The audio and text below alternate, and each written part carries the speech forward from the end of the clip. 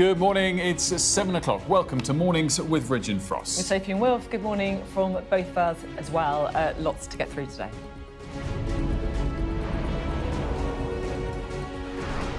An end to the Ukraine war seems even further away as talks between the US and Russia fail to deliver a deal.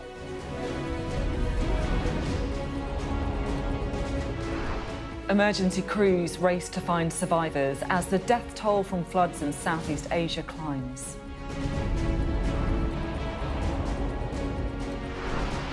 An inquiry finds systemic failures caused a case against 2 accused Chinese spies to collapse and that the same mistakes could happen again. Also today, we are going to tell you the brands that have been named and shamed for greenwashing their adverts. And a diamond Fabergé egg made for a Russian Tsar has broken records, selling for £22.9 million.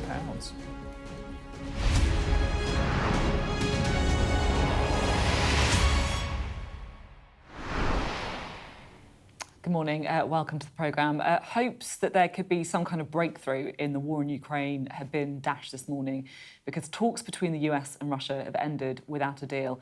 America's lead negotiator, Steve Witkoff, and President Trump's son-in-law, Jared Kushner, flew to Moscow for 5 hours of talks, only for Vladimir Putin to reject the plans, and they've now gone back to the States. Perhaps most concerningly, Vladimir Putin had a message for Europe as well, saying we're not planning to go to war with Europe, but if Europe wants to and starts, we're ready right now.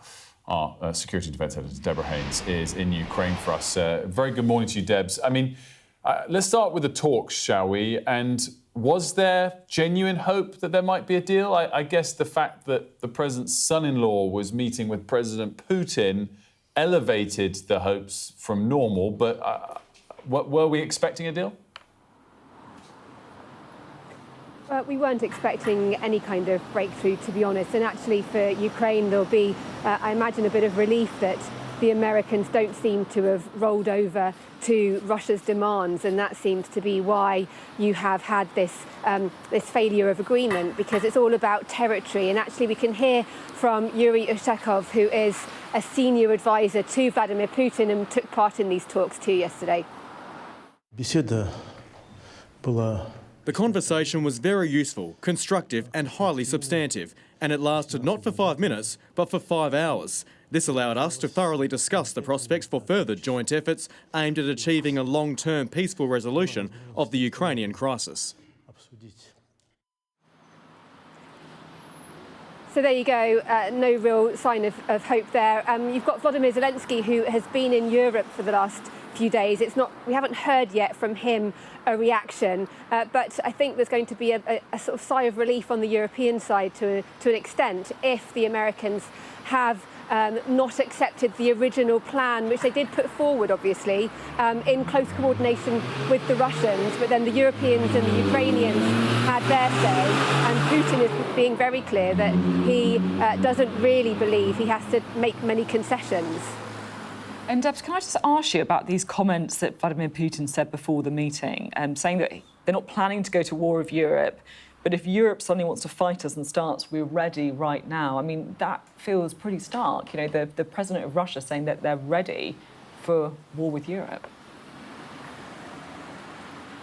Yes, and that is the kind of language that he does use in terms of dire threats, trying to unnerve the other side. And it's very clear that for European countries, they aren't as prepared for war as they might have wanted to be, given the level of risk now. But for Russia, you have to remember that they've been fighting this full-scale war against Ukraine for nearly 4 full years now, and they haven't managed to achieve their goals.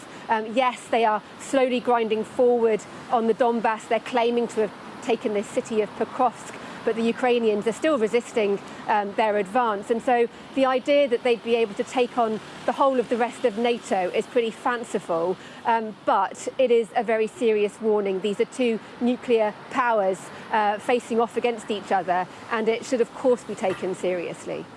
Deb, in terms of how the rest of NATO, excluding the US, is responding and been involved or not involved over the last week or two, are we bystanders more than ever?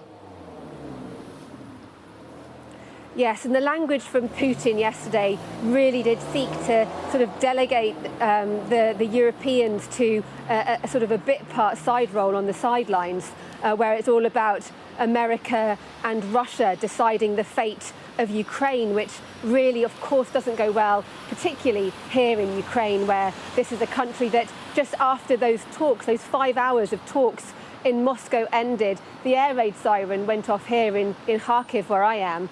Again, a warning of incoming Russian missile attacks, which is something that the Ukrainians have to deal with every single day, every single night.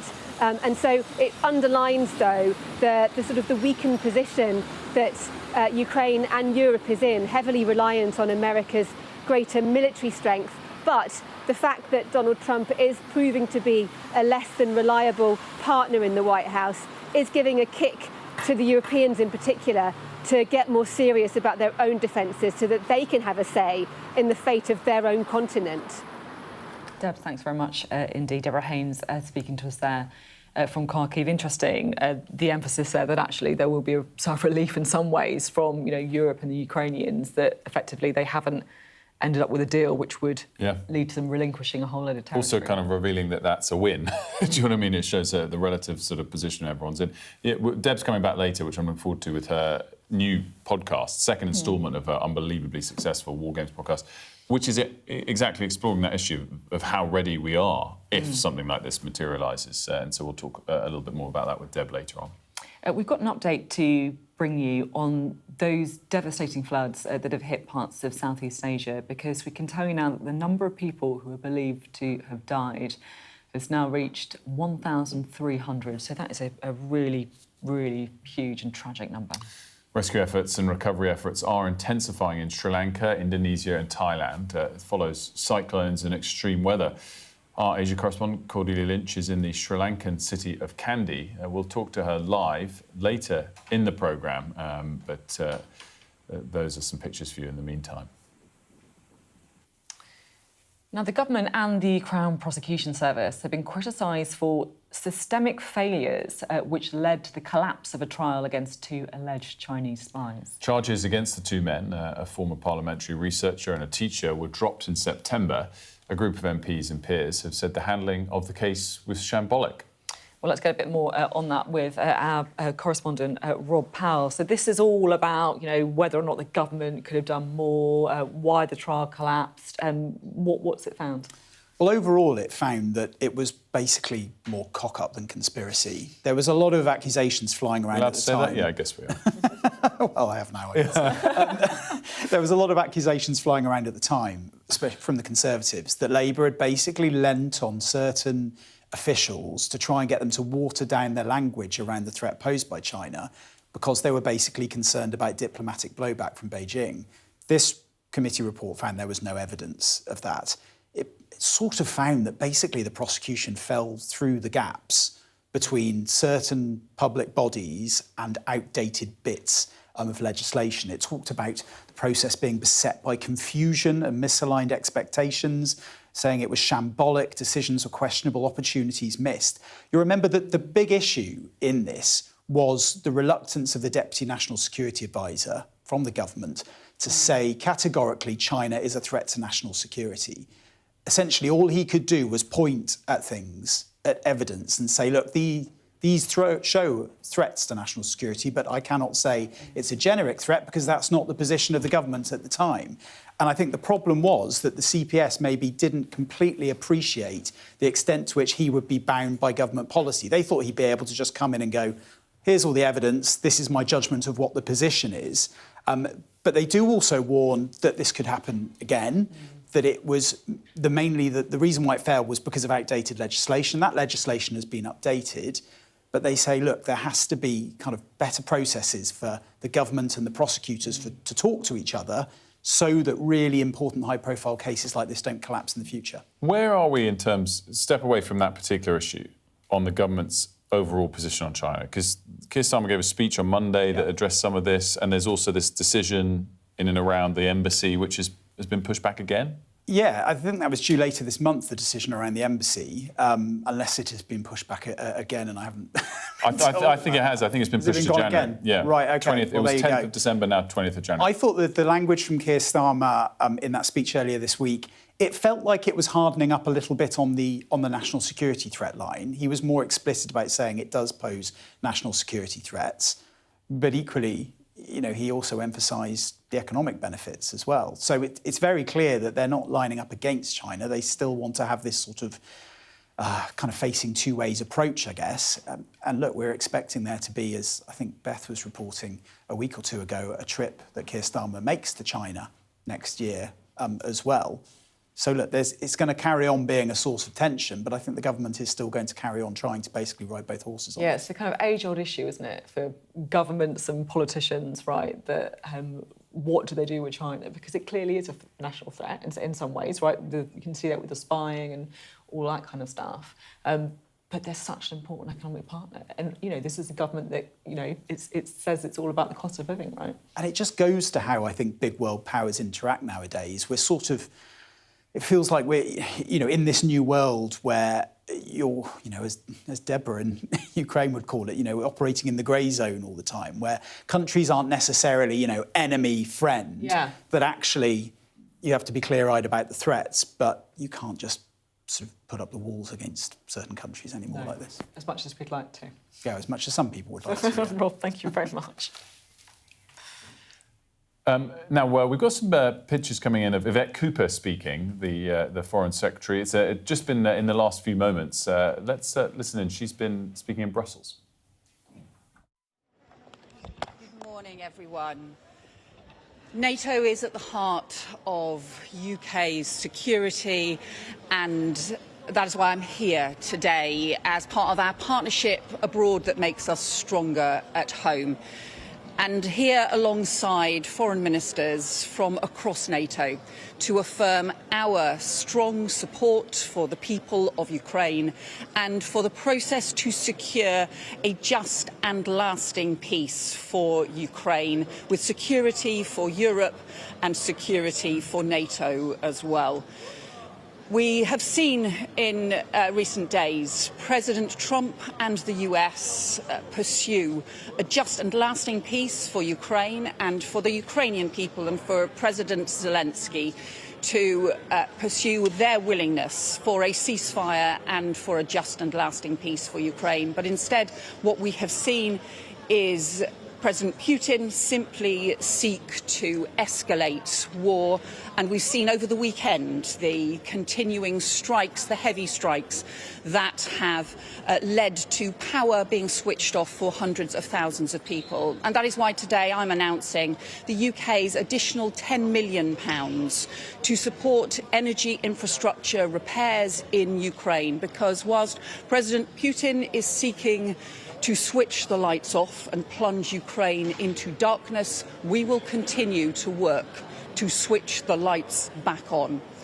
And we will continue to show our support for the Ukrainian people, for the sovereignty of Ukraine, and for a just and lasting peace, with the security of Europe and the security of NATO at its heart. Thank you.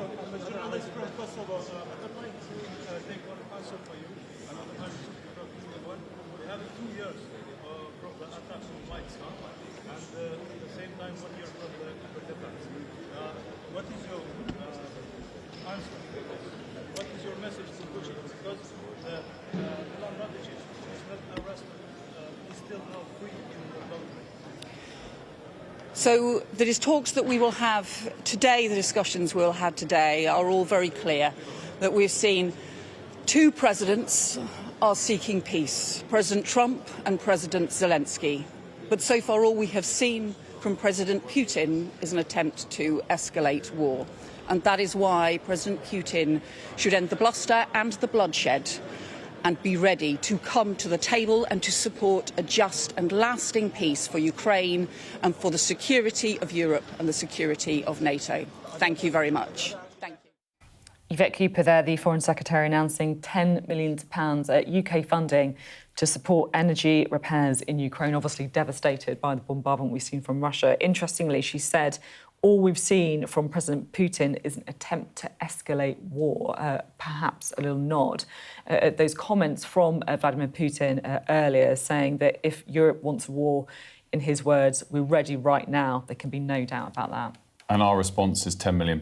I mean, it's almost, you'd say, wait till there's a bigger announcement. I mean, £10 million is really nothing in the grand scheme of things in this regard. So it's interesting that that was a central part of that. But I also thought interesting that she did dwell to say two presidents are trying to find peace here, which is how Marco Rubio, the US Secretary of State, was framing it as soon as the talks broke down, trying to put a positive spin on things going forward last night. But I think, as Deb was saying at the top, we're a long way apart.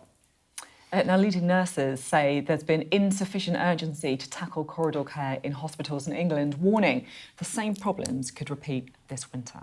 Well, Oliver's here to tell us a bit about this. And I guess corridor care's sadly become an actual term in the NHS, and it's coming back. Yeah, if you have been in a hospital or a loved one's been in a hospital in a winter in recent years, this is something that you might have experienced yourself. You go into hospital, you get triage, they say, yes, you do need to be in hospital, we do need to see you, but unfortunately there are no beds, there's no bays, there's no rooms we can put you in, so they put you in a corridor on a trolley, sometimes stacked up like your plane's waiting to land at Gatwick or Heathrow, and you are seen there. You can sometimes be left in an armchair. In one case that I know, there was a hospital cafe that was repurposed so patients could be seen there. And of course, you don't have the same level of care as what you've got. You haven't got the plumbed-in oxygen or the same sort of facilities. And so the fear is it leaves patients in a worse-off position at a critical time of the year as we head into the winter flu spike. And in terms of where we are, the nurses are in conciliatory tone towards the government at the moment, unlike the resident doctors, as we were talking about yesterday? They're firing the warning, I would say. They're saying that the government, although they recognise the issue of these 12-hour waits of corridor care, not enough has been done, and the fear is that there could be more danger for patients this year. Some of the anecdotal stories that we're hearing from nurses on the front line in the southwest, the south in London, already in October, it's felt like we're in the depth of winter, and some of the data seems to back that up. In October, 54,000 patients waited more than 12 hours for care. That's up 10,000 compared to September. And of course, that comes just days after this strike warning from the BMA that resident doctors are going to be walking out between the 17th and the 22nd of December. So all of that adding even more pressure. And of course, the nurses are then going to have to potentially pick up more of that slack. Oliver, great stuff. Thank you. We're just talking there about corridor care. Oliver mentioning, of course, that planned walkout as well by the resident doctors. So an awful lot of pressure, as always, on the NHS. So really great to have the Health Secretary on the programme this morning to talk about some of this. Thank you for being with us. Good morning. Obviously, I want to talk about the NHS, but I did just want to get your response to the story that we're leading with this morning on the war in Ukraine, because President Putin's come out saying, we're not planning to go to war with Europe, but if Europe suddenly wants to fight and starts, we're ready right now. There can be no doubt about that. I mean, are we ready for a war with Russia?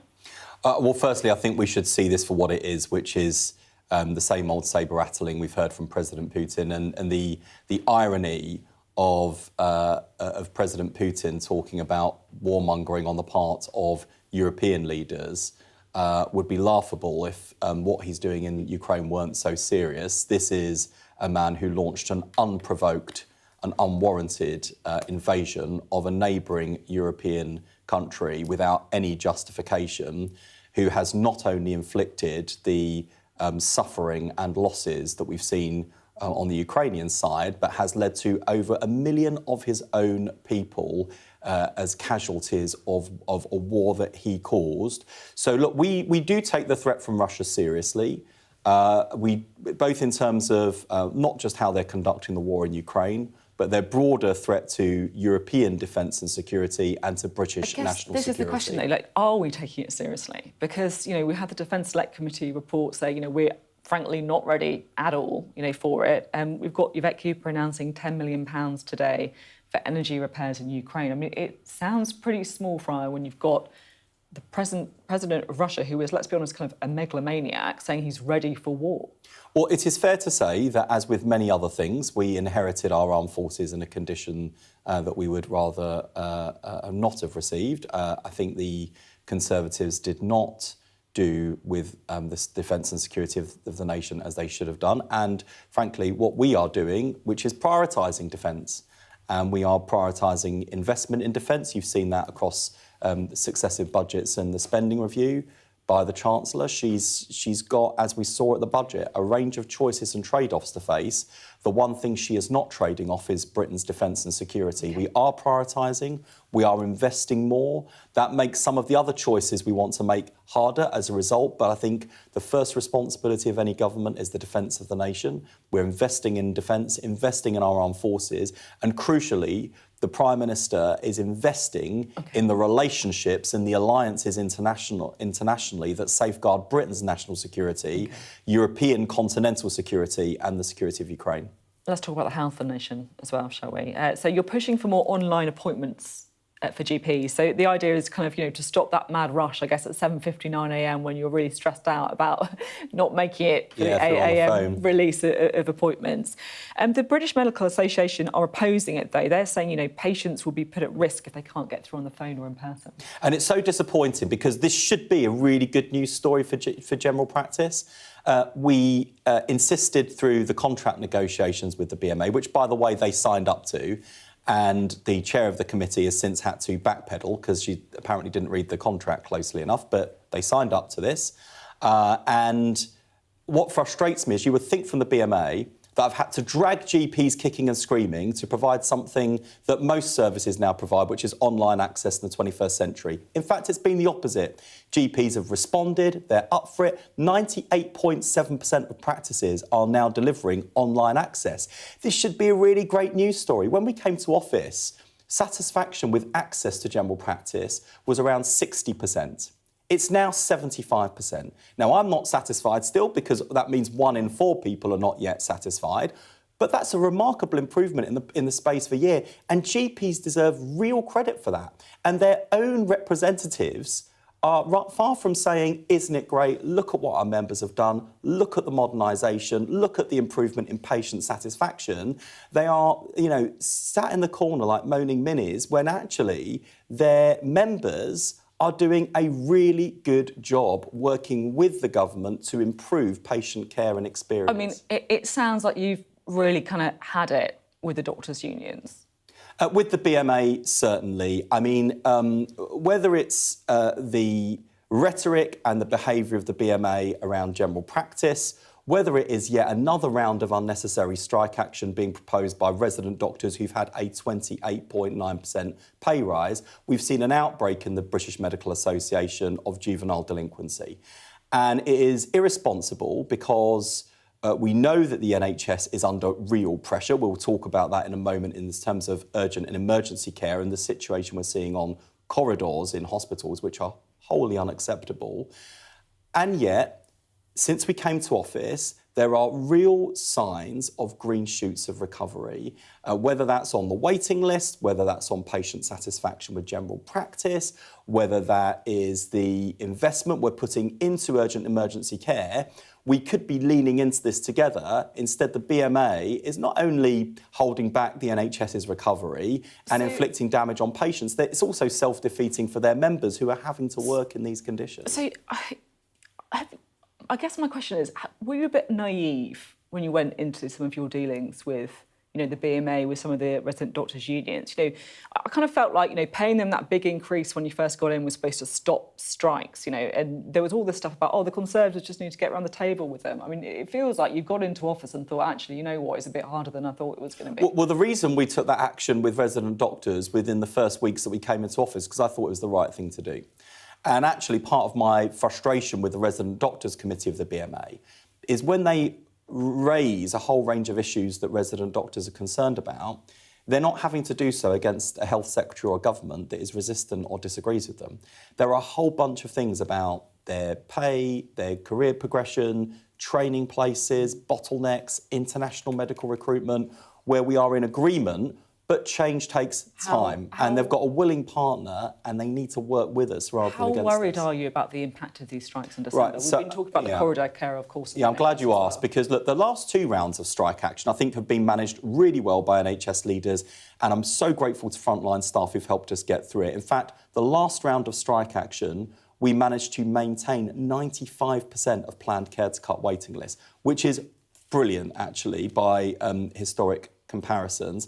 However, striking just before Christmas in the way that's proposed is a different order of magnitude of risk, which is why I think it is particularly irresponsible and it's unnecessary. People are going to die, is that what you're saying? Lives are at risk. Well, I don't want to sound catastrophic about it, but it is a different order of magnitude of risk, and I am genuinely worried. And you can see from what Jim Mackey, the Chief Executive of the NHS, said yesterday in terms of the strength of his statement and what we're hearing from other clinical leaders, they are also fearful. So it's not too late to avert that strike action. The one thing I'm holding on to, and let me take him at his word. The chair of the Resident Doctors Committee has said it is not too late to call off this strike action. So let's see in the coming days if we can find a way to do that. I can't go further on pay this year. They've had a 28.9% pay rise. We do want to work on jobs, specialty training places, and to deal with the issue of international medical graduates and the extent to which our homegrown talent are competing on equal terms with overseas applicants. I want to deal with that. It takes time, changes of law, but let's see if we can work together. I've got one more question I'd like to squeeze in, because we're going to be seeing a bit more from Angela Rayner today, right? She's been pretty quiet since her resignation, but she's going to intervene on the workers' rights bill. She says it needs to be sped up. That was obviously her kind of like baby, if you like, in government. Do you agree with Angela Rayner on this? Well, look, we've ended up in a situation where the House of Lords have been blocking a number of aspects of Labour's employment rights bill, which, by the way, includes the Green Party, who talk a good game when Zach Polanski's on the airways, but they're actual legislators in Parliament doing something else. Do you agree with Angela Rayner? But I think what she's trying to put forward is a part of a compromise of saying, OK, if we can't do everything in the way that was planned, can we do some of it faster? I'm not close enough to the detail as to whether that's feasible, but I understand what it is she's driving at. And you know, she's respected enormously for her work in this area, and I know ministers will want to work with her. Yeah. You'd like to see her back on the front line soon? Yeah, yes. I mean, today's shows, she's hardly gone, has she? So, you know, the words quiet and Angela Rayner rarely appear in the same sentence. So, and look, just remember, she made a mistake, but it was an honest mistake. I think she's still got a lot to contribute. Thank you very much. And we're going to talk a little bit more about that fantastic conversation there after a short break, including the phrase moaning minis. Yeah, moaning minis, yeah. We're also, by the way, after the break, going to be talking to the General Secretary of the RCN, the Royal College of Nursing, so we'll get their take on what the Health Secretary has just said. Much more to come, don't go.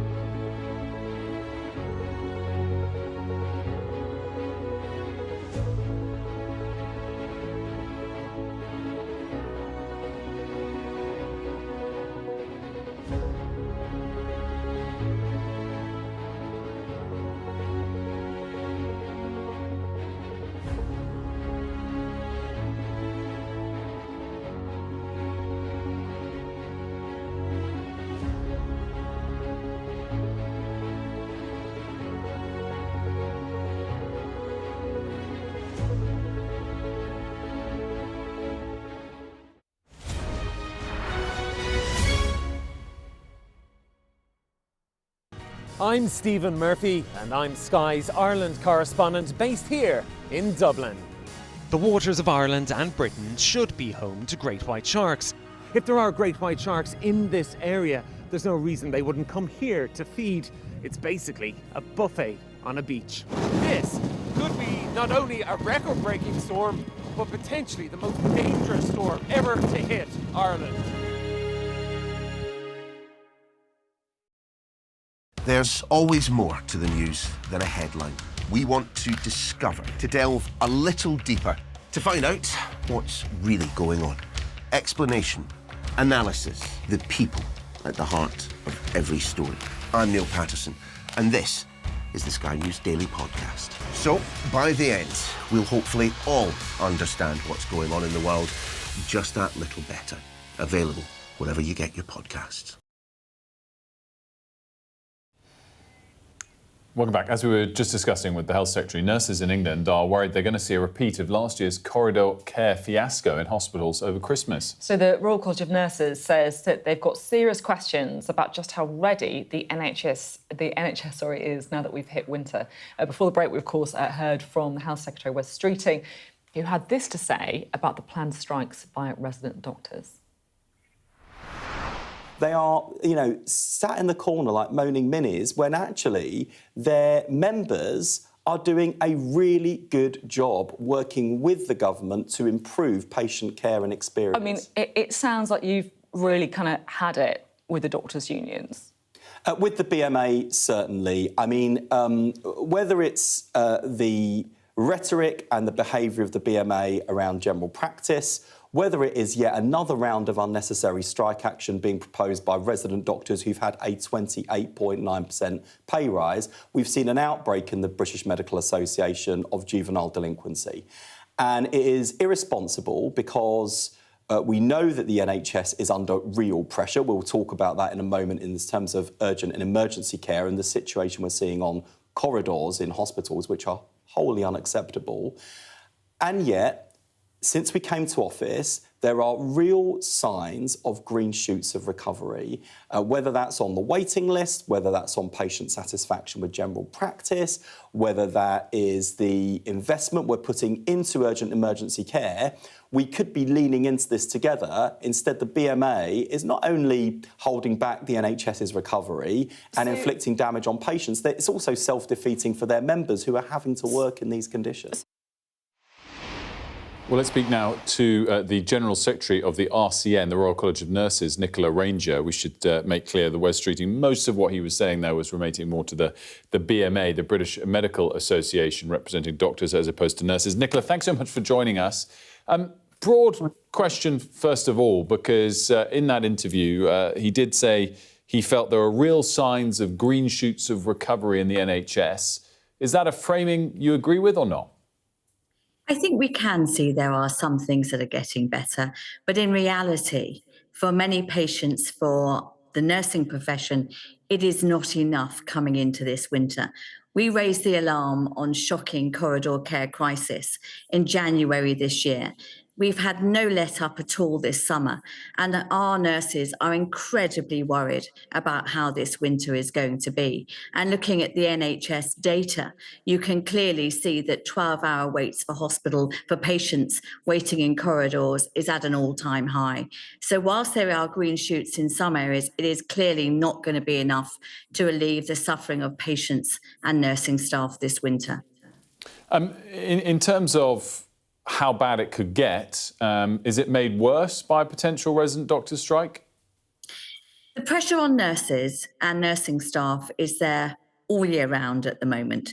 So, but of course, it will make it a little bit more challenging for the nursing staff who are the constant 24/7 presence. So yes, of course, it will add additional pressure. But the real concern is the pressure week in, week out, with huge and great increase in waiting times for patients on trolleys of over 12 hours. And the real concern as well is the over 13,000 patients a day waiting to leave hospital. That makes it incredibly difficult. And we know that the solution to that is good community services and social care, of which there's been very little investment and very little change all this year. How important, I mean, you know this better than most as the General Secretary of the Royal College of Nursing, how important is it that you properly represent the feeling of your members? In that interview there with the Health Secretary, he described the leadership of the BMA as moaning minis, while commending, in fact, for example, GPs as getting on with the job at hand. Do you think there's an element of that going on where the leadership of the British Medical Association are not properly representing the interests of their members?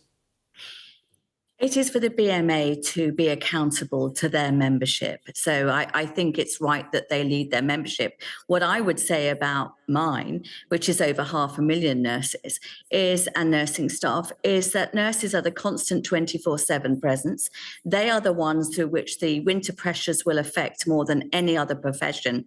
And the evidence is absolutely clear within the NHS's data that nurses are paid the least than any other profession, graduate profession within the NHS, and are stuck at the bottom of the scale. So when it comes to representing nurses and nursing staff, actually we are the ones that carry the brunt of the challenges in winter, and we are paid the least compared to any other graduate profession in the NHS. So the government needs to hear that loud and clear, actually, because it'll be nurses picking up the slack, and it'll be nurses dealing with the winter crisis, and it's nurses that are paid the very least within the NHS pay structure. So that definitely needs some focus of this government.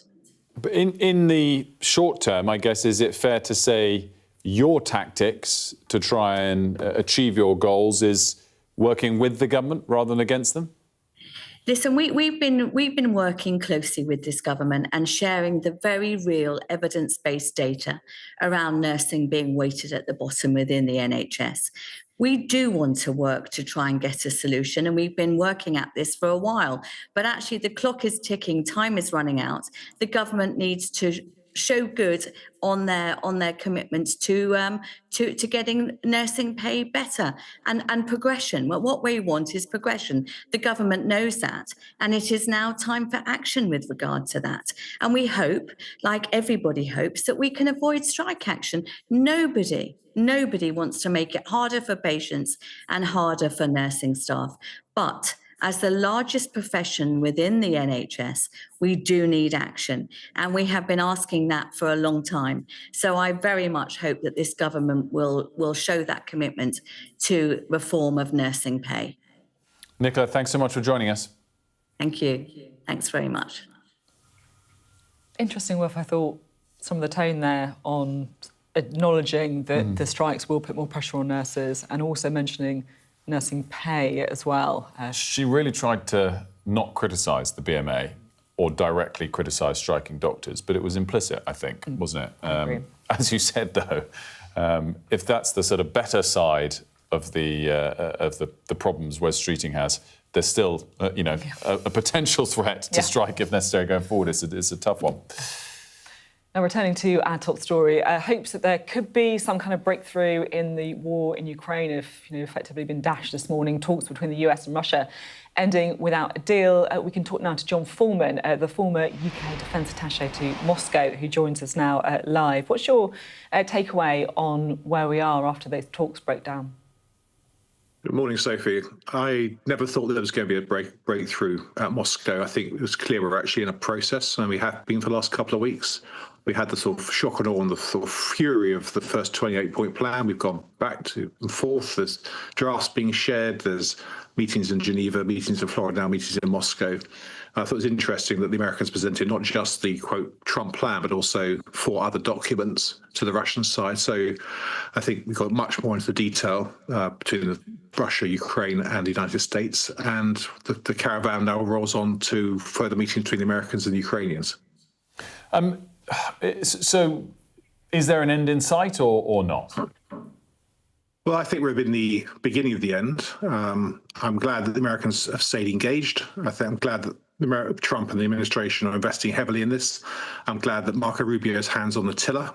But I think, if people went to thinking that the Americans would go to Moscow and it'll all be sorted out, I think was highly unlikely, because that's not how the Russians work. I think the Russians have a clear set of demands on Ukraine, on NATO, and on relations with the United States, and that's all going to take sorting out. So, as Ushakov, who's Putin's foreign policy advisor, said, it wasn't a no, but it wasn't a yes, and I think there's much more work on the key sticking points to be done.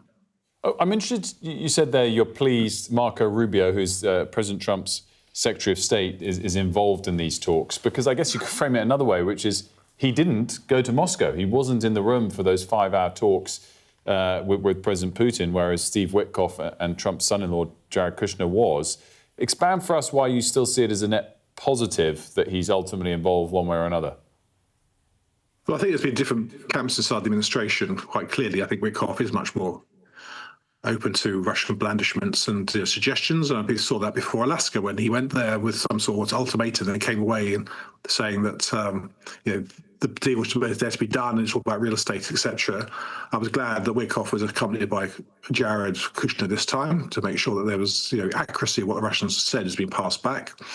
I think that Rubio has stepped up. I think he was good that he was chairing the meeting in Geneva. It was also good that he chaired the meeting in Florida with the Ukrainians, because I think both sides, especially the Ukrainians and the Europeans, seem as vaguely sensible and a sort of key hit player inside the administration. And I think that's why he hasn't gone to Brussels today. He sent his deputy to the NATO foreign policy meeting, foreign ministers meeting, so he can keep his hand on his tiller and see what comes out of Moscow and then decide the next steps. Can I ask how seriously you think Europe should take this kind of implied threat from Vladimir Putin, saying if Europe suddenly wants to fight us and starts, we're ready right now, there can be no doubt about that. We've been talking to the government this morning, who I guess have kind of tried to dismiss it as sabre rattling. Is that right, or should we take it more seriously? I think it's sabre rattling. I think Putin does not want to escalate his, quote, local war, as he sees it in Ukraine, to a regional war with NATO. I mean, why would Russia want to escalate from a disaster I think they've suffered over the last 4 years in Ukraine, and then start to fight an even more superior power in NATO? So I think a lot of that's for internal consumption. That I'm the tough guy, I'm the generalissimo. We're ready to face NATO and to portray NATO as a threat, that enables him to consolidate power at home. I think it's also, as we saw, him putting his uniform on. Every time he seems to be under pressure or there's a key moment coming up, he puts his uniform on, meets in his sort of false army HQ, and then makes claims about progress on the battlefield. So I think it's all part of the course. Putin portrays Europe and NATO as a sum of all fears for Russians to consolidate power at home and to make sure there's no opposition to him.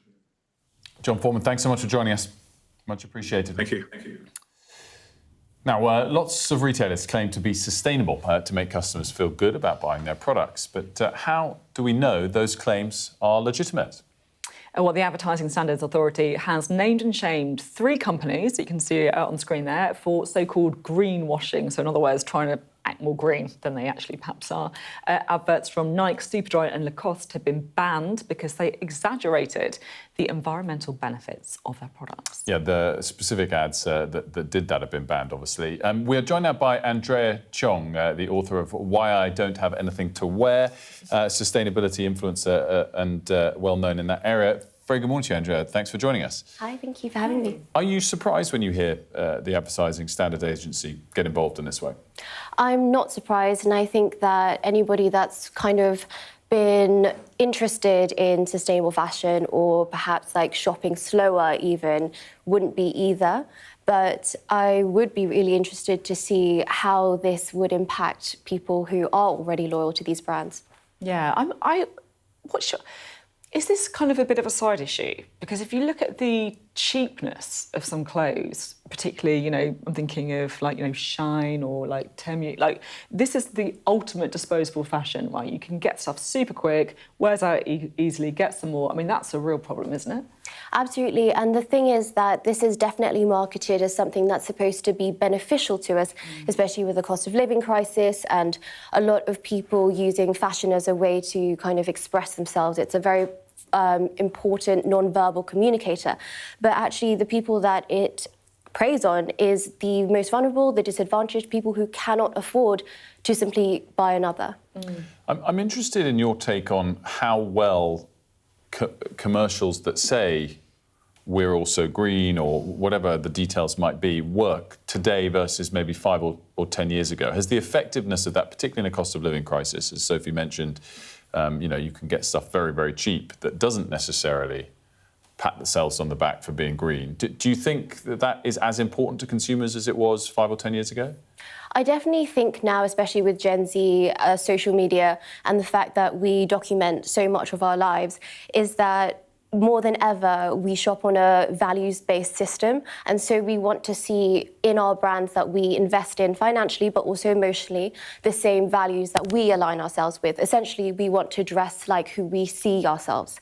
And I think when brands are, you know, a little bit deceptive or straight up lying about, you know, their clothing and what they represent, it kind of makes us feel a bit stupid. So I think more than ever, it does have an impact. And actually what I see a lot with my work, with my podcast, Fashion Our Future, but also the book, researching for that and social media, is that people have become quite apathetic, and we should be worried, because when people become apathetic and they're sick of all of these kind of scandals and allegations, they start to think, well, isn't all fashion the same? It's interesting. It's really interesting, and particularly, like you say, like that kind of like, I guess, cynicism that people end up having if you see things like this. Great to have you on. Andrea, thank you so much. Thank you. Thanks so much. Really interesting take. Now, a little bit of glitz this morning. This is it's good at breakfast time as well. It's an egg we're talking about, but a jewel-studded one by the luxury jewellery brand Fabergé. It's been sold at auction for £22.9 million, and it beats the previous record for a Fabergé egg, which was £13 million less. Nice little Christmas bargain for someone there. 22 million quid. Breakfast. Get your soldiers out. The winter egg. Would you fill it with yolk and dip your soldiers in? The winter egg was commissioned by Emperor Nicholas II in 1913 as a gift for his mother, and it's described as one of the most lavish of Fabergé's imperial creations. It's carved in rock crystal. Mum, if you're watching, you're not getting a £23 million Christmas gift. You'll have my love, which is priceless. Oh, well. But she'd love a Fabergé egg, I'm sure. I mean, who wouldn't? I'd just sell it, though, wouldn't you? I'd be too stressed. I'd be too stressed about, like, you know, someone throwing a cricket ball at it in the home or something like that. And then use it as a cricket ball. Not a good idea. Really expensive game. Chocolate eggs, though, always well received. Right, coming up, we are going to be, of course, talking more about the situation in Ukraine, those talks between the US and Russia breaking down. We've got the new, of course, War Games episode. Now, this is Deborah Haynes' podcast that is effectively game-playing war with Russia, so it's very timely. She's live in Ukraine for us.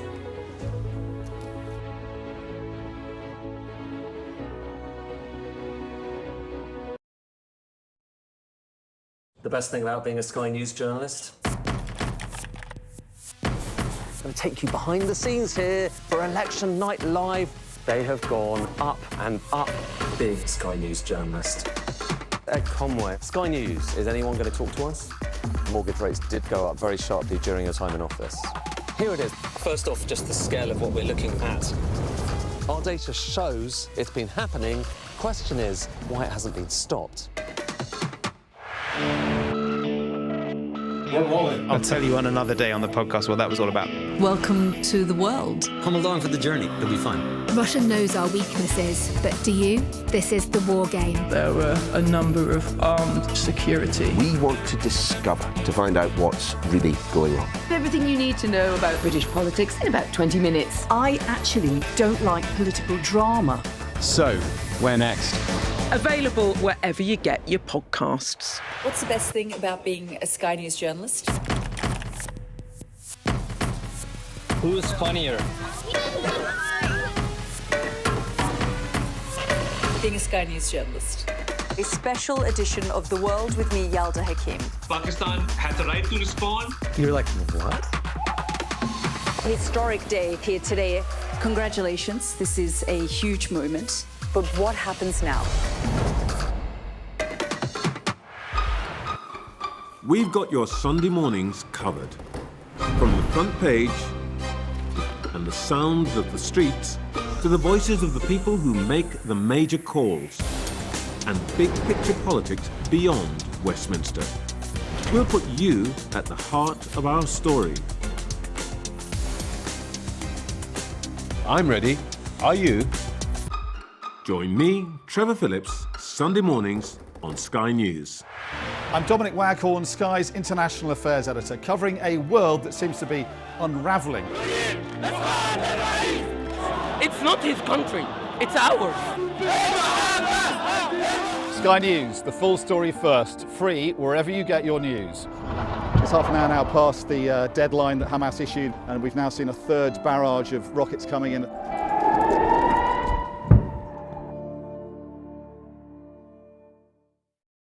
What might happen if Russia attacked the UK? This is clearly an enormous show of force. It is definitely out of the ordinary. We ran a war game with former ministers back in the hot seat. Ben Wallace. Amber Rudd. Jack Straw. It's the kind of war game that's genuinely tested inside government. The Russians are signalling that there may be an attack. Russia knows our weaknesses, but do you? I'm Deborah Haynes. From Sky News and Tortoise, this is The War Game. Listen wherever you get your podcasts. Welcome back. Well, Sky's hit podcast, The War Game, is making a return with new episodes delving into how our country's defences have come to be in their current dilapidated state. So the original series simulated a defence emergency. So it basically showed what would happen in the event of a Russian attack on the United Kingdom. This time, our colleague Deborah Haynes has spoken to almost every defence secretary who's served since the Cold War, and it paints a picture of wishful thinking at the highest levels, political indecision and an unwillingness to confront reality.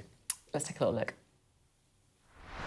We don't have enough ammunition, we don't have enough logistics, we don't have enough trained soldiers, the training is not right, and we don't have enough medics to take the casualties that would be involved in a full-scale war. Were you quite shocked with what you saw? Was it worse than you thought it would be? Much worse than I thought it had been. Who is to blame for this? Well, we're all collectively to blame. Our security and defence editor, Deborah Haynes, joins us now with more on the background of this. By the way, you've set the bar high, Debs, to live up to after instalment 1 of War Games, which I've had just so many people reach out to me to say how brilliant it was. Obviously, season 1 is available still too, but in a nutshell, season 2 is what exactly? Yeah, so what we've done is it's really an extension of the series. So episodes 1 to 5 play out a simulation, like you said, of what might happen if Russia attacked the UK. And yes, of course, that is so timely given the warnings from Putin at the moment. And then the next 2 episodes, and my children will mock me if I say 6 and 7, but hopefully they're not listening right now and on their way to school. But 6 and 7 of The War Game, it really tells the real story of how the UK has left to be with an armed forces that have been hollowed out over time, and also a population that has lost the readiness for war. During the Cold War, there was the government war books, which was literally the UK wrote the book on how to prepare not just its armed forces but its whole society for the transition from peace to war. Lessons learned from the First World War, the Second World War, and then the Cold War. But after the Soviet Union collapsed, maintaining that level of readiness in terms of the society and also the armed forces is obviously really expensive, and so it's understandable that under Conservative and Labour governments there was an evolution in the way that we defended ourselves. But as the threat changed, then there are many that believe that we need to return back more to a mindset that is far more prepared for conflict. And our politicians say that too. But as we track through these episodes with almost every single defence secretary since the end of the Cold War, you get a glimpse behind the scenes about the tensions that were going on, the battles that were taking place, the decisions that were made, the mistakes too that were made with money. It's not like the UK doesn't have a large defence budget. It has a really big defence budget, but unfortunately at times it's not been spent very well. Debs, I've got a bit of a bone to pick with you. Because, I'm obviously obsessed with war games and we've spoken about this quite a lot. You said I could have a cameo on episode 2. What's gone on? How is it called? This isn't yet an actual... We haven't played it. There's still time, Sophie, don't worry. This is just more like this is a look through history, and it's not really a game, it's the reality. And hopefully, if you listen, you'll find out how we've got to the state we're in and maybe how we can get out of it. Well, Deb, you answered that very well, but I'm afraid now, if you've made a promise to Sophie, I want a cameo as well. We can be like the news reporters reading out the declaration of something. Well, it's that good, Deb, honestly. You've said it live. That's it now. I'm signing you both up in that case. And I'm sorry if I framed it as a season 2. I got that wrong, the verbiage wrong. But anyway, it's going to be fantastic. I look forward to listening to the latest episodes. And thanks again for joining us to tell about it from Ukraine, no less. We have a fun little story to wrap up the hour. Just look at these pictures. So, there was an officer who was asked to investigate reports of a break-in at a liquor store, a booze shop, on a wild Friday night. And this is what they saw when they got in. So the criminal, the break-in, was a raccoon who, by the looks of it, had a pretty great Friday night out. I know. What's he gone for? A bit of whiskey there, maybe a bit of tequila. You don't want to mix your drinks, Mr. Raccoon. He was described as very intoxicated by the Animal Protection and Shelter that picked him up and looked after him. But he was all right. I think he had a bit okay. of a heavy head for 24 hours, but he was released back into the wild and, look, fantastic. Little nap between a toilet and a bin. Classic Sky News We've all been there.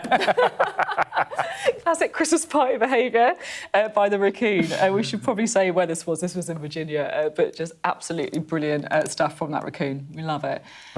Lots more serious news coming up in the next hour, we promise, as well.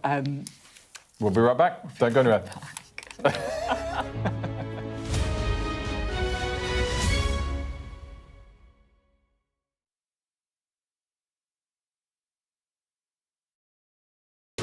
We are under Israeli military restrictions in terms of some of the things that we can film, but it's important to be in there. What a slow drive for the president as he approaches his golf club. 4 more years! Free wherever you get your news.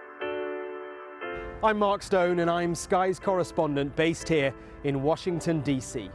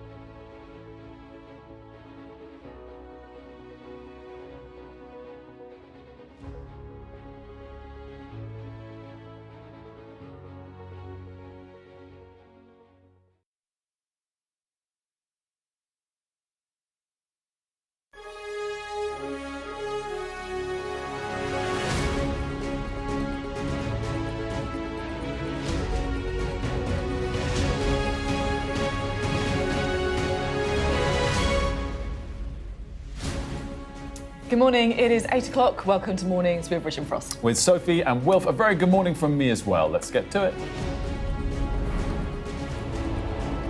An end to the Ukraine war seems even further away as talks between the US and Russia fail to move the dial. What we have seen is President Putin simply seek to escalate war, and we've seen over the weekend the continuing strikes, the heavy strikes. Emergency crews race to find survivors as the death toll from floods in Southeast Asia climbs. An inquiry finds systematic failures caused a case against 2 accused Chinese spies to collapse, and the same mistakes could happen again. Also today, people in Tunbridge Wells have been without running water for days. We'll speak to the local MP. We'll also have the latest on an appeal to buy the land surrounding the iconic Giant's Lair in Dorset.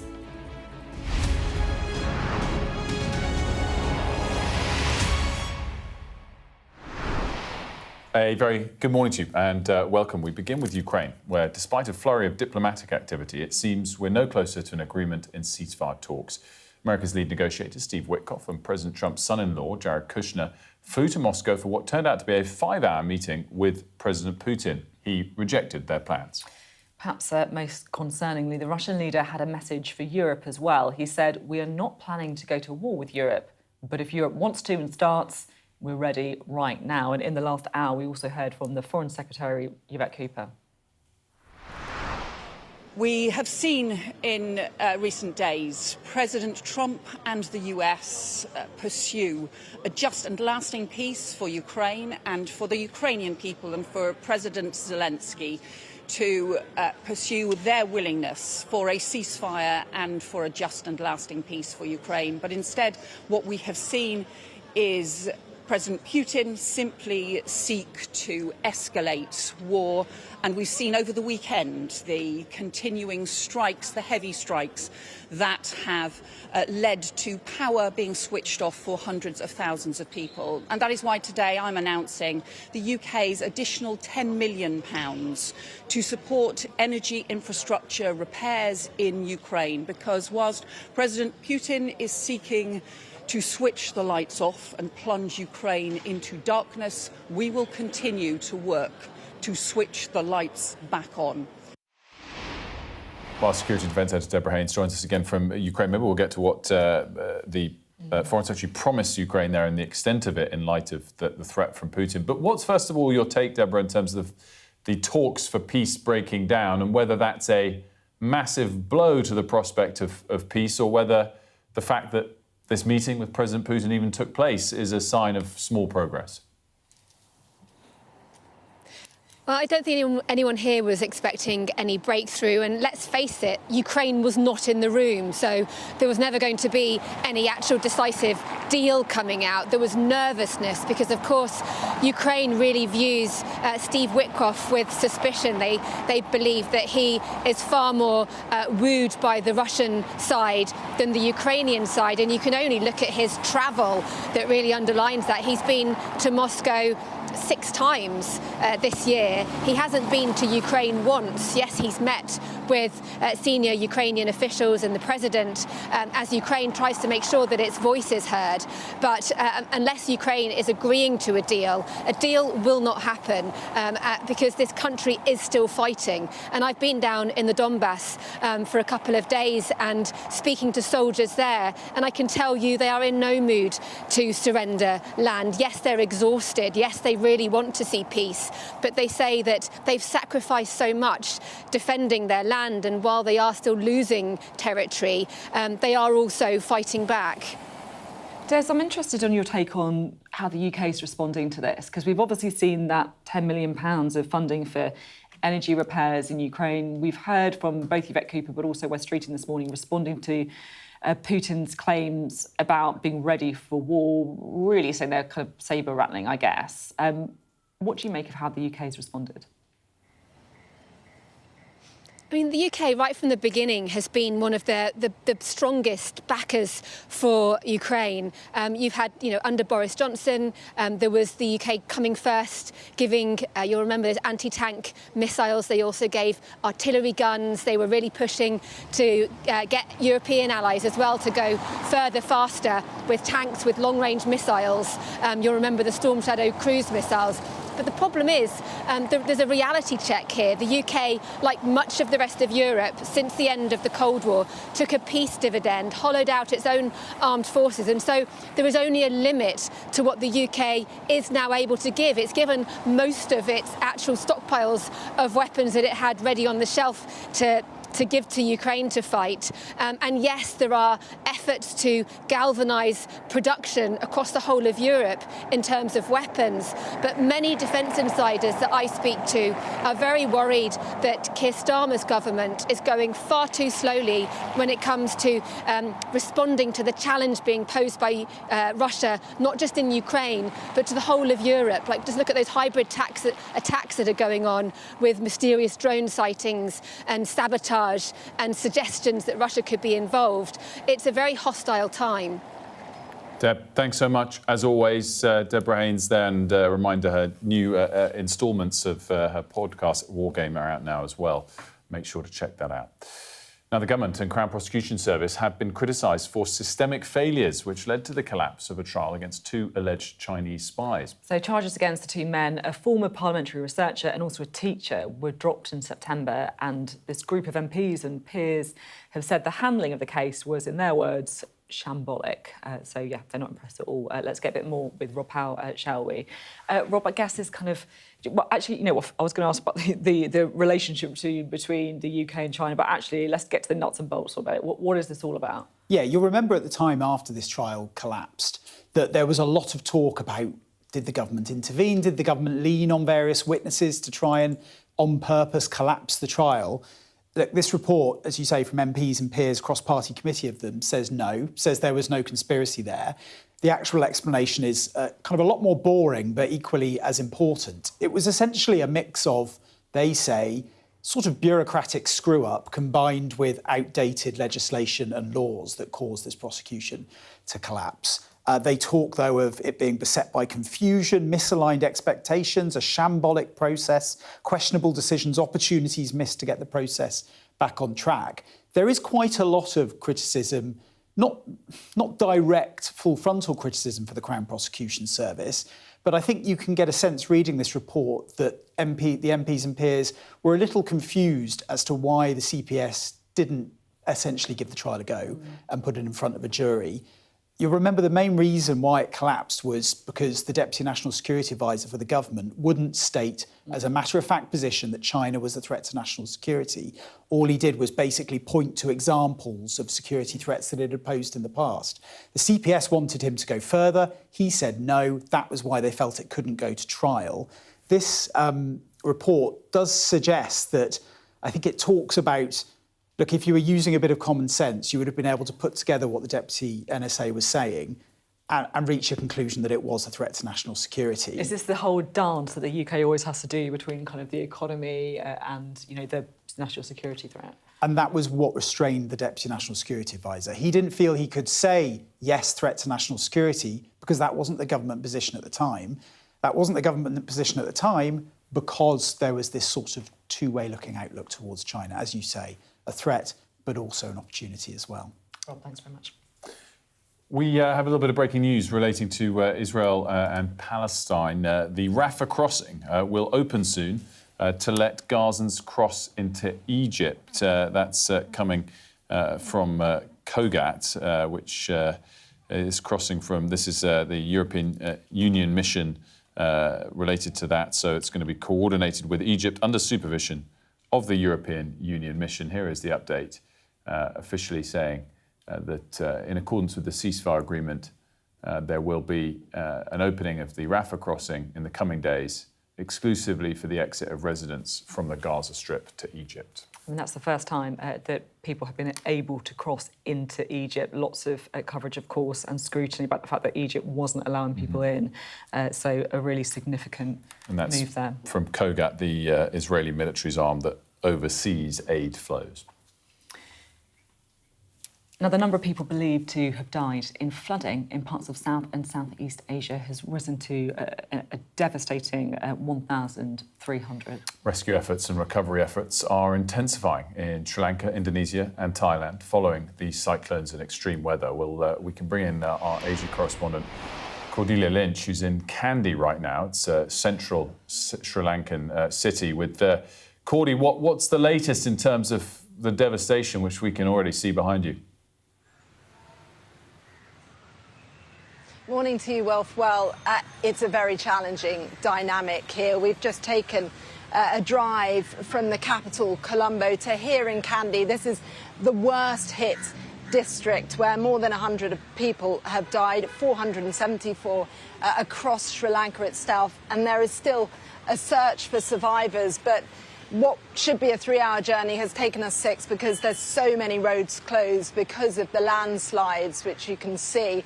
Lots of businesses as well have been totally destroyed. A lot of people are just going to have to take out the brooms and clean it themselves. There's a lot of criticism that the government haven't brought relief efforts, they haven't rescued enough people, and critically didn't warn people here that it was coming, despite meteorological predictions that this could have been a very devastating cyclone. And they didn't hand out information in the 3 languages that they needed to. And so I think we're going to see intensifying anger placed at the door of the president and the government as well. You can see here just some of the damage. This temple in a place within Kandy district where we're very soon going to try and see if we can witness that rescue attempt to try and search for survivors, because there's more than 150 people currently missing just in this area alone. And it's not just here in Sri Lanka where you can see many bridges that are broken, lots of houses crushed as well. But we're seeing this across Asia. This has been a particularly horrific monsoon season, a confluence of weather patterns, of typhoons, of cyclones, of storms. Of course, this is a continent that is used to it. But I think what we're seeing play out is really a lot of governments not really meeting the needs of their people. More than 650 people in Indonesia, for instance, have also died. And we haven't seen any rescue teams so far since we've been here. And the big worry now is that more rain is forecast. So there's a real rush to try and secure buildings and to evacuate people. And that's what we didn't see days ago. There weren't the kind of mass-scale evacuations that arguably were needed. On that note, Cordy, is it typical in this region, in Sri Lanka specifically, that they're good at doing that sort of thing? I mean, you said there's criticisms for the president. Is it a kind of perennial error, or is it quite specific to this current situation? Were there good warnings for this cyclone, and is the worst definitely behind us now? You know, what's quite interesting, Wilf, with this particular president, as part of his political campaign to get into office, was him telling the nation that they needed early warnings when it came to cyclones such as this. And yet that wasn't put in place. Now he's actually in power. But there is a lot of kind of clamping down on some of the public criticism as well, speculation about possible arrests for anyone that criticises the government and the work that they're trying to do.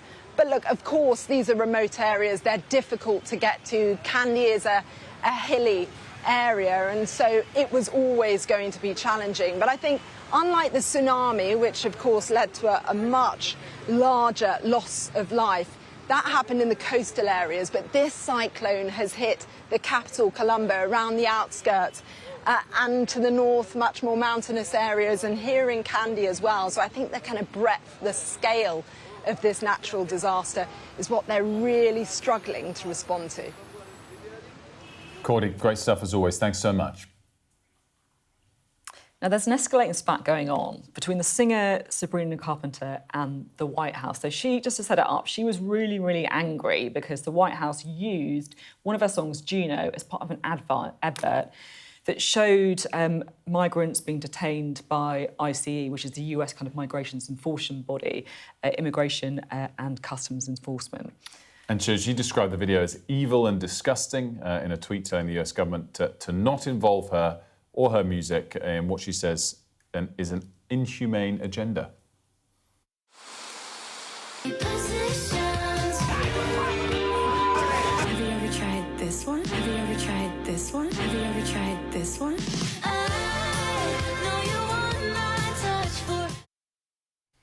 So I haven't seen a clip of that yet. It's extraordinary pairing. The White House have come back in as well, so it's escalated again. So the White House on Tuesday basically said that they've got a short and sweet message for Sabrina Carpenter. We won't apologise for deporting dangerous criminal, illegal murderers, rapists and paedophiles. And then she said, anyone who would defend these sick monsters must be stupid or is it slow, which is actually a Sabrina Carpenter lyric from one of her own other songs, Man-Child. So they're wading into it. It's kind of, it doesn't look like it's going anywhere. Do you know what's also so, this is kind of quite a geeky rights point to make, but so brazen about the White House response to then bring it back to say anyone that's against our agenda is missing the point or whatever, however they said it. You still have to go through the process of clearance, unless you're the White House, on music rights to include it. So it's like, whatever, we don't care about that. You know, we're just going to repoliticize everything. By the way, this isn't the first. It's a particularly striking example because you can understand when you see the agenda of the video why people don't want to be involved in it. But they now just put music, videos, everything on just for, it's a free-for-all. And lots of artists have criticised them, the White House, and over the course of the last, well, frankly, 6, 7, 8 years now. Yeah. Now to health here in the UK, because leading nurses say there's been insufficient urgency to tackle corridor care in hospitals in England. So this is people who, because of overcrowding in hospitals, lack of beds, they end up having their care literally on a corridor. And of course, we know that resident doctors plan to go ahead with strike action later this month too. This is what the Health Secretary, Wes Streeting, told us. They are, you know, sat in the corner like moaning minis when actually their members are doing a really good job working with the government to improve patient care and experience. I mean, it sounds like you've really kind of had it with the doctors' unions.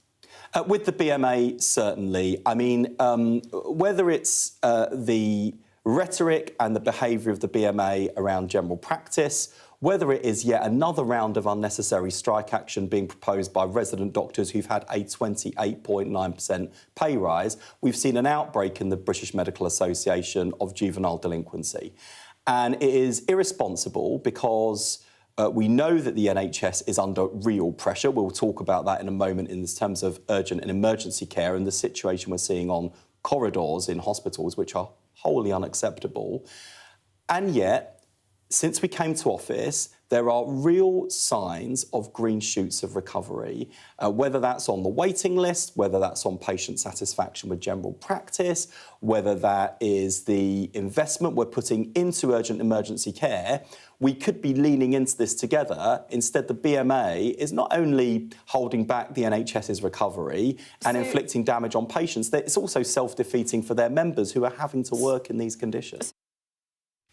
Well, all of us here, I mean, I have to say, it was a classic Wes Streeting interview where he went in BMA, the British Medical Association, and moaning minis, but I guess it also really stood out that he said he was really worried about, you know, what's going to happen in December. Yeah, you know, there is a huge concern, corridor care, because for anybody that's been in the hospital over the past few winters, or a relative that's been in, this is something that people might have experienced where you go into hospital, you get triaged, but you're told, actually, there isn't a bed, we're just going to leave you in this corridor where, yes, there are nurses that'll come and take care of you, but you're still in quite uncomfortable surrounds. You're there with other people, you're on a trolley. It's really not the care that the NHS strives for. Interesting, isn't it, how Wes Streeting's saying there, you know, things are slowly getting better underneath his tenure. And there was that subsequent interview that you did, Wilf, with the General Secretary of the RCN, who said, yeah, things are starting to get better, but when it comes to corridor care, actually, this is something that they've been sounding the alarm of for the past year and a half. So this is what Nicola Ranger had to say. I think we can see there are some things that are getting better, but in reality, for many patients, for the nursing profession, it is not enough coming into this winter. We raised the alarm on shocking corridor care crisis in January this year. We've had no let up at all this summer, and our nurses are incredibly worried about how this winter is going to be. And looking at the NHS data, you can clearly see that 12-hour waits for hospital for patients waiting in corridors is at an all-time high.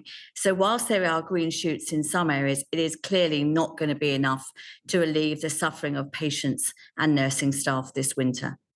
What I thought was so interesting, Oliver, when we put yesterday's story as well about the resident doctor strike together with this, the Sophy Streeting interview, there's clearly quite different tactics being used now. I mean, I think the scale of disagreement there from the nursing community towards wanting a pay rise as well is pronounced, but they're pursuing a very different tactic to that of the resident doctors' BMA. Yeah, there's some people that see what the resident doctors, previously known as junior doctors, are doing as being belligerent. We've seen that from the likes of some leading doctors who've said, look, I don't recognise this situation. 28.9% is more than enough of a pay rise, better than what you get in the private sector. Others, especially the resident doctors, say, actually, when you look back to 2008, 2010, when we had our pay cut and went through years of austerity, we just want our pay restored to those levels. The RCN, I think, is taking a bit more of a delicate approach here. Yes, they want more pay for their members, but they don't want to be seen as going in as heavy-handed as what the BMA has been going in as. Just one thing to pick up on what Nicola Ranger was talking about there. There has been this jump in the number of patients who've been waiting 12 hours plus, and we've seen that in the past few months. So from September to October, a jump of 10,000 patients now waiting more than 12 hours to be seen. That stands at 54,000 patients for the month of October who waited that length. Oliver, great stuff. Thanks so much. Now, we've been talking quite a lot this week about what the budget means for all of us as adults, but what about children with special educational needs and disabilities? Well, last week, Rachel Reeves announced that the government would take all SEND spending away from local authorities in England by 2028, something that's obviously been welcomed by councils struggling with rising costs. But it's led to a whole lot of debate about what it means for schools and their existing budgets, whether it means a cut. And of course, there are these proposed reforms to special needs provision coming up as well. So a lot of unanswered questions at the minute. Here to share his thoughts is Paul Walton, the headmaster of All Saints Catholic College in West London. It's Good morning. On the programme. Thank you.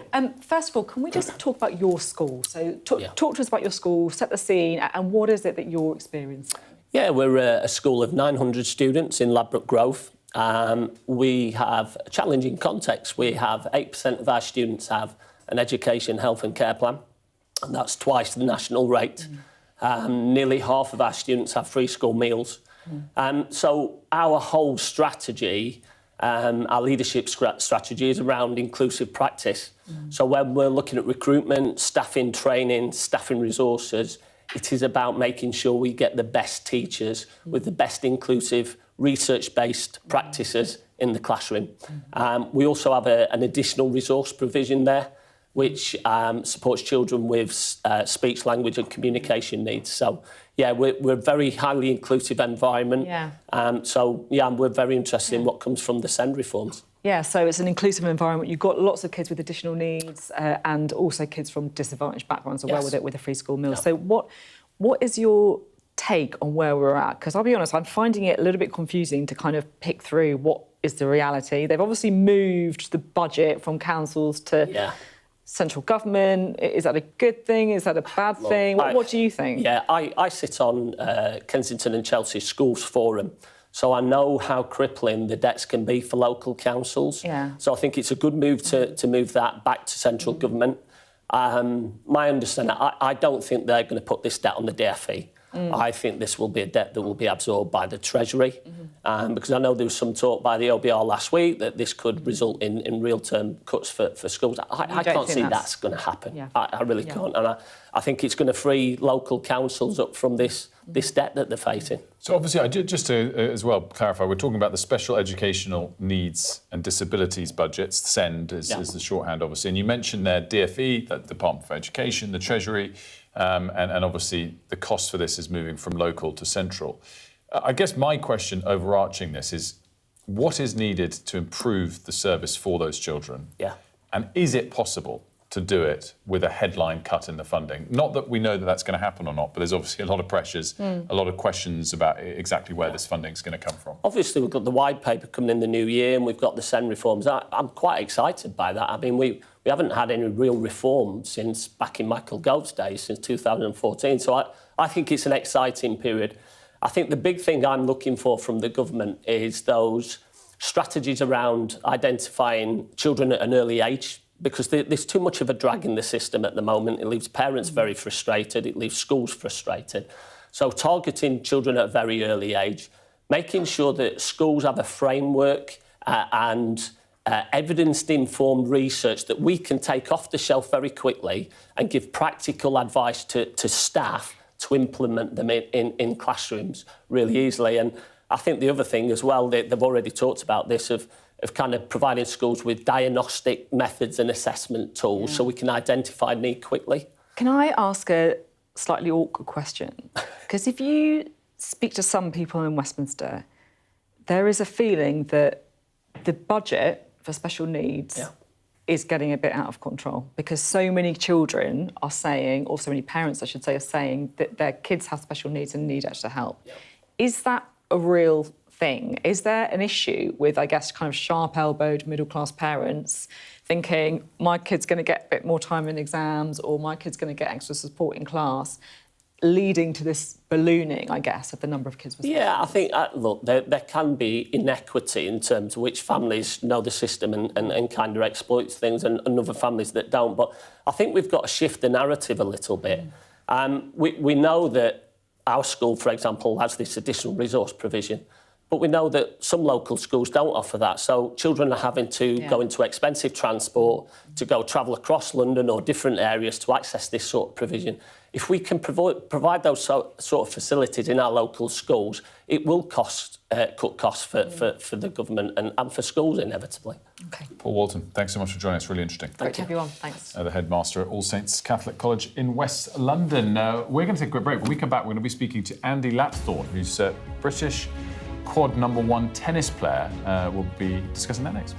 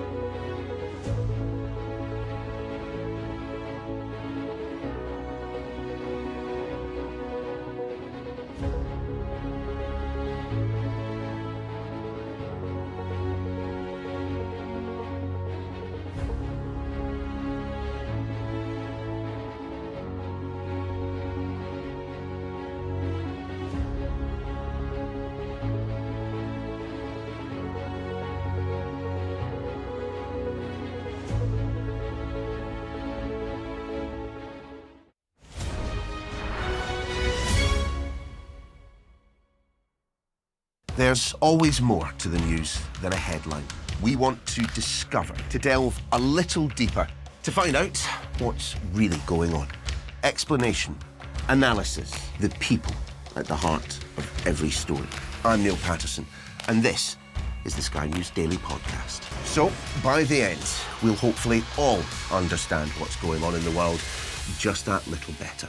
Available wherever you get your podcasts. What might happen if Russia attacked the UK? This is clearly an enormous show of force. It is definitely out of the ordinary. We ran a war game with former ministers back in the hot seat. Ben Wallace. Amber Rudd. Jack Straw. It's the kind of war game that's genuinely tested inside government. The Russians are signalling that there may be an attack. Russia knows our weaknesses, but do you? I'm Deborah Haynes from Sky News and Tortoise. It's been described as a water quality issue, whatever that is. It has left taps running dry in Kent. So around 14,000 homes have been affected. Residents in Tunbridge Wells forced to queue at bottle stations. The last 4 days without water was awful. It's good that at least it was raining, so we could collect some rainwater to at least to flush the toilet. But I felt like every time when you need to go to the toilet, you just spend lots of money dropping the water down to the flush. It's survivable. It's not that bad. It's still 4 days, it's not a week. After a week will be really, really devastating. Sort of hope that today was going to be the day because it's been so long that we expected it must be resolved by today. They promised us so many times. So I think today was the hardest this morning, realizing that we've got to go another day. We don't know how long. There's been a complete lack of transparency on their behalf now. They've actually stopped communicating with our MP as well. I'd just like to know what actually has happened, what actually has gone wrong, and what are they going to put in place to mitigate similar situations happening again, because it happened 3 years ago and it's happened in other places in Kent as well. So, yeah, we'd like to see some accountability. Joined now by the MP for Tunbridge Wells, Mike Martin. I mean, I think the last guy just speaking there kind of sums it up. I just want to know what has happened, what's gone on. And there has, it seems like, been this complete lack of transparency. What do you make of it all?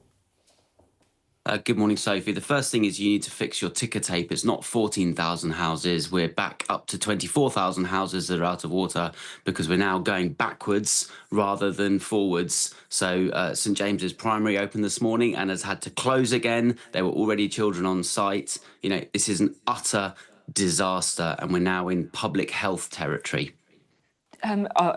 We need to update that. Like you say, it's actually hard to keep track when things are going backwards rather than forwards. And if you're in a situation with schools having to close because of this, it's really not good at all. Do we know anything about what's happened? They've just said it's some kind of a water quality issue. So, yes, and that's incredibly unhelpful messaging from South East Water because the little water that is coming out of the taps, people are thinking, and also I'm not a Labour MP, I'm a Lib Dem MP, so you need to update that as well on the bottom of your ticker tape. South East Water have said that it's a water quality issue, which is very unhelpful because it makes people think that the water that's coming out of their taps that came out over the last 24 hours in this brief restoration of supply to some houses is unsafe. I want to say very clearly now that if you have drunk water out of the taps in Tunbridge Wells over the last 48 hours, if you were one of those few houses that had your water restored, then it is okay to drink. It is safe to drink, okay? If that situation changes, we will clearly communicate that to you. But the fact that South East Water are pushing out ambiguous statements like that really encapsulates the problem. It's not only a problem of resilience in the network that's caused this problem in the first place. Their crisis management and their communications have been utterly abysmal. I mean, look, we can sense your anger, I think it's fair to say, here on behalf of your constituents. And as you say, it must be pretty scary. You know, if you're living in the area, is this water safe? What is going on? Do we have any clue at all on how long this is going to take to sort out? So we're entering day 5 now, and the information at the moment is that South East Water do not know when we are going to resolve this problem. Obviously, as you would imagine, there are interagency crisis meetings. You know, I'm speaking with the Minister, with Ofwat, with the Select Committee in Parliament. We are trying to pull together a comprehensive picture of what is going on. But ultimately, South East Water are an unaccountable monopoly, and they manage their own comms and crisis management, which means that they can tell us information and we have no way of verifying that it's true. As you said, you know, people are utterly furious in Tunbridge Wells. I think it's one of these things, isn't it, where like, obviously the situation in Tunbridge Wells is so appalling, but this is not isolated. Like, we hear these stories about, you know, water issues across the country in various times as well. I know in my own area we've had schools shutting because of recurrent leaks in the water pipes there. Do you think we need to look at the way the water industry is operating? So, I mean, look, right now I'm in crisis mode, right? I'm thinking about dialysis patients and stuff like that. But yes, of course, there is a wider issue. The government launched the water review led by Mr. Cunliffe, which did speak to a lot of these issues. There is a recurrent issue of lack of investment over time, and that's true. And I think that, you know, to some extent that will be tackled over the next 5 years, largely by piling costs on customers' bills, which is a bitter pill to swallow at the moment when you can't wash yourself. But at the moment, as I say, we are really trying to focus on the crisis here and now. But there is one thing that needs to happen at South East Water, and that is that the CEO needs to resign at the end of this crisis, because in 2022, we had exactly the same issue. In the 6 days just before Christmas, the water fell over, the crisis management was appalling, the communications made it worse rather than better, and he promised, both publicly and personally to me, that these problems would be sorted out and it wouldn't recur. And exactly the same thing has happened again. So after this crisis, Dave Hinton, CEO of South East Water, needs to resign. Your messaging very clear indeed. Thank you for being with us. Mike Martin there, the Liberal Democrat MP for Tunbridge Wells. Now, Paralympic sports are on a recruitment drive to get more people involved in their sports. So both the Lawn Tennis Association and GB Wheelchair Rugby are announcing new measures to try and get more people involved. Let's talk about it to Dave Ross, who's part of Team GB's Wheelchair Rugby squad. Thanks so much for joining us, Dave. First, just tell us a little bit about this renewed push to get more people involved. Yeah, I mean, like, we're always trying to recruit more people to get involved in Paralympic sport.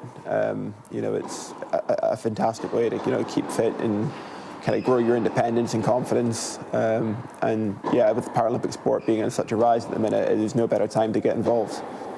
Can I talk to you a little bit about your own journey? Because I'll be honest, I find all of these stories from people like yourself, like, really genuinely quite inspiring. How did you get into Paralympic sport yourself?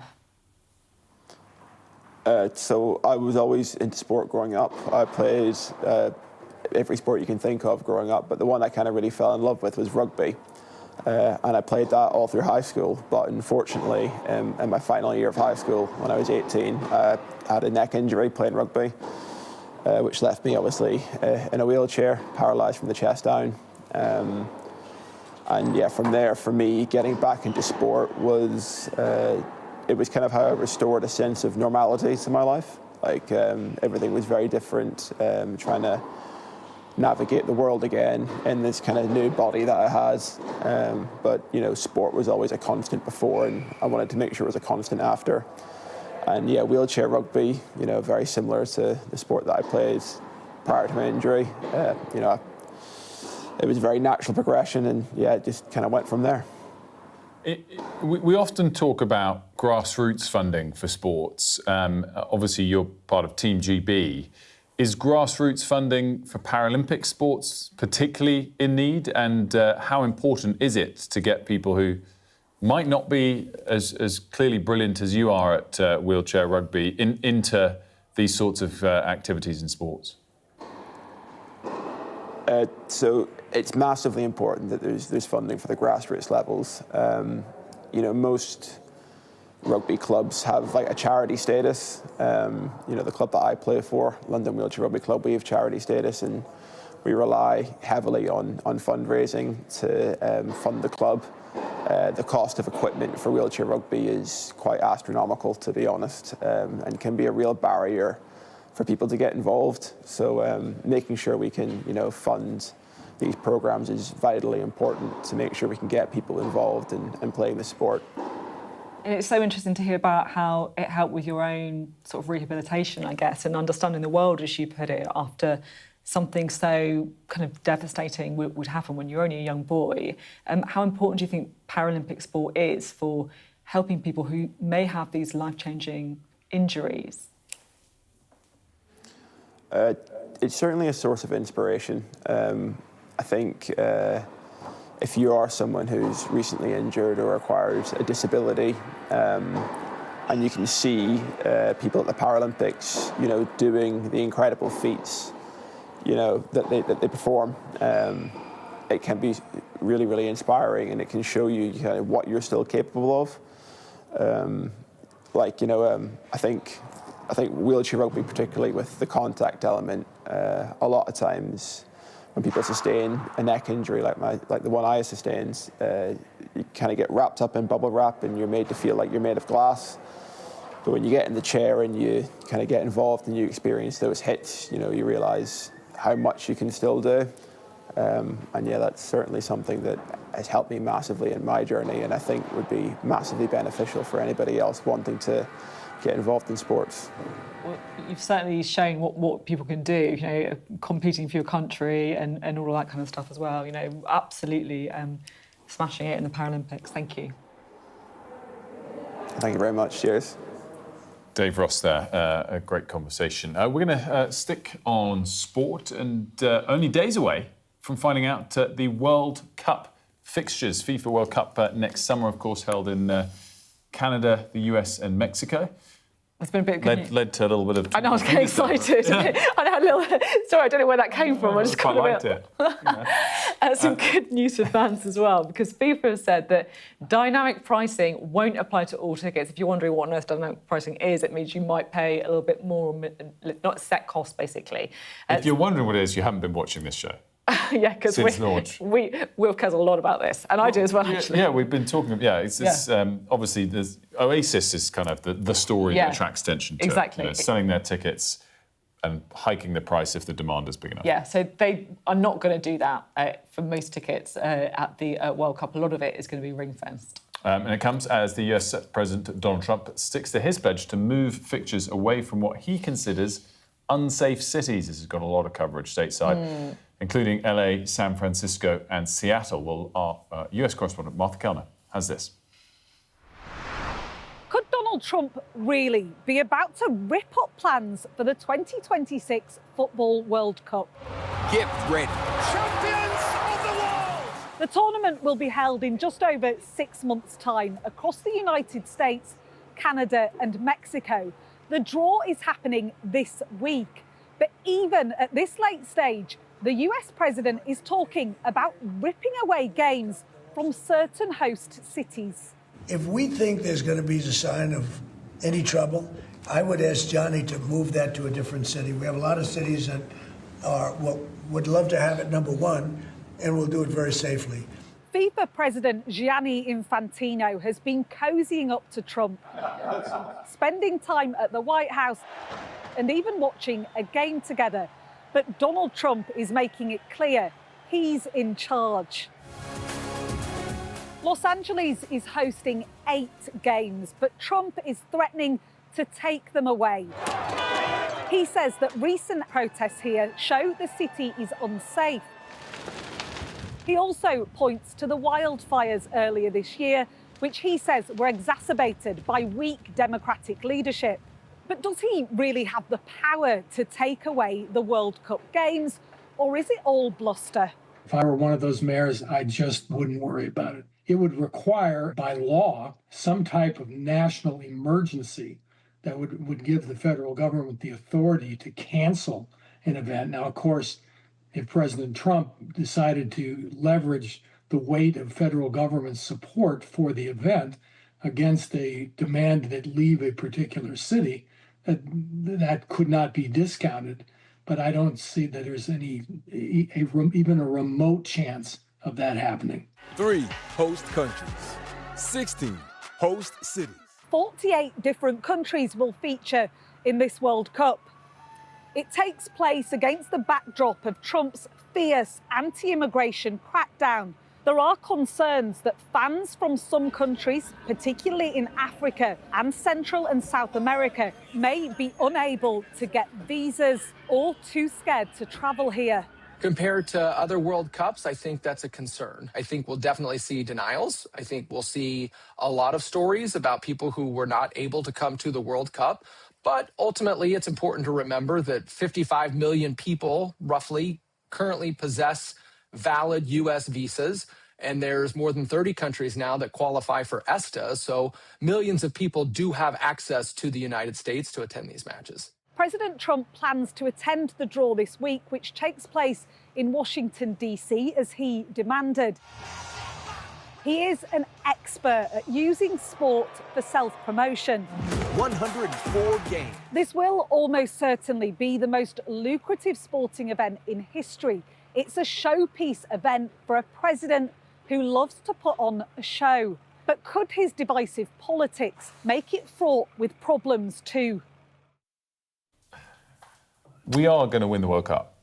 Oh, Wilf, you can't say things like that. And I'm looking forward to the group draw. You kind of want one good team in the group and then two bad, because you want to have a proper test early, but also make sure you get through. Yeah, so often you need, exactly, you need a proper test. I think you need to lose a game early. Oh, you look at, if you look at like Argentina, often you have a bad loss at the beginning, which kicks you into gear, then you go on to win it. So don't panic. You know what will happen?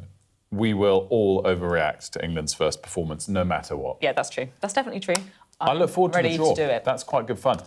So that's on Friday. And I think, apart from this, I can't really imagine they'll try and move games around. But I do think, despite the FIFA surge pricing, whatever it's called, the headline for me there is they are doing any of that, even if they're limiting the amount they're going to do it. Yeah, I agree.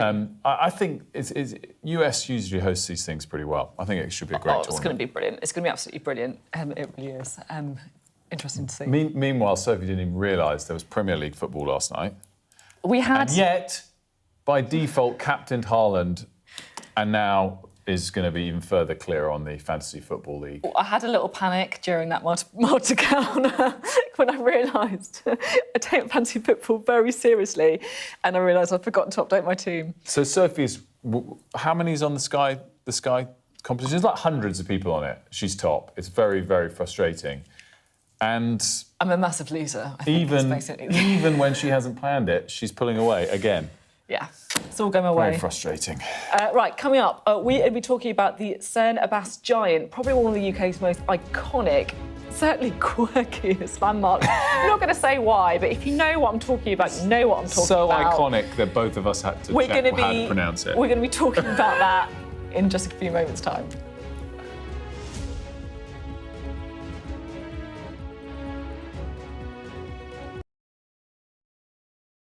The best thing about being a Sky News journalist?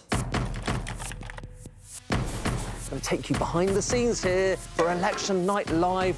They have gone up and up. Being a Sky News journalist.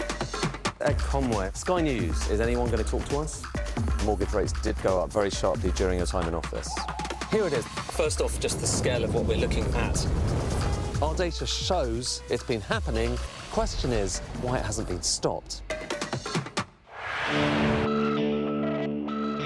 I'll tell you on another day on the podcast what that was all about.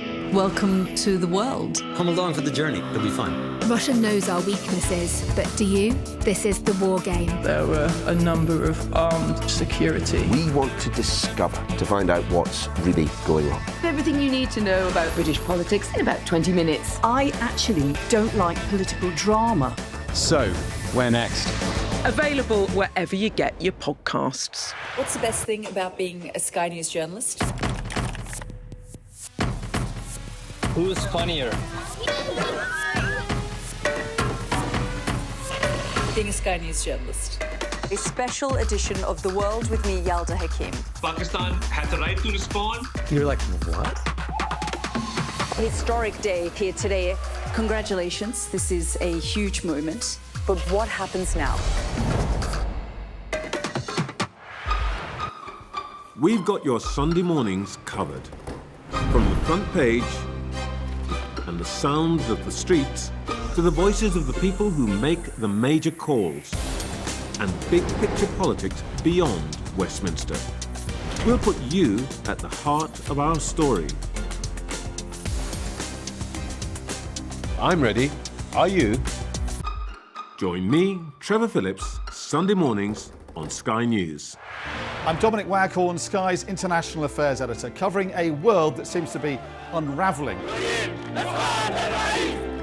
It's not his country, it's ours. Sky News, the full story first, free wherever you get your news.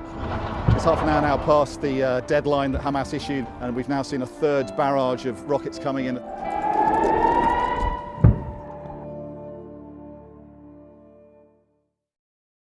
I'm Stephen Murphy, and I'm Sky's Ireland correspondent based here in Dublin. The waters of Ireland and Britain should be home to great white sharks. If there are great white sharks in this area, there's no reason they wouldn't come here to feed. It's basically a buffet on a beach. This could be not only a record-breaking storm, but potentially the most dangerous storm ever to hit Ireland.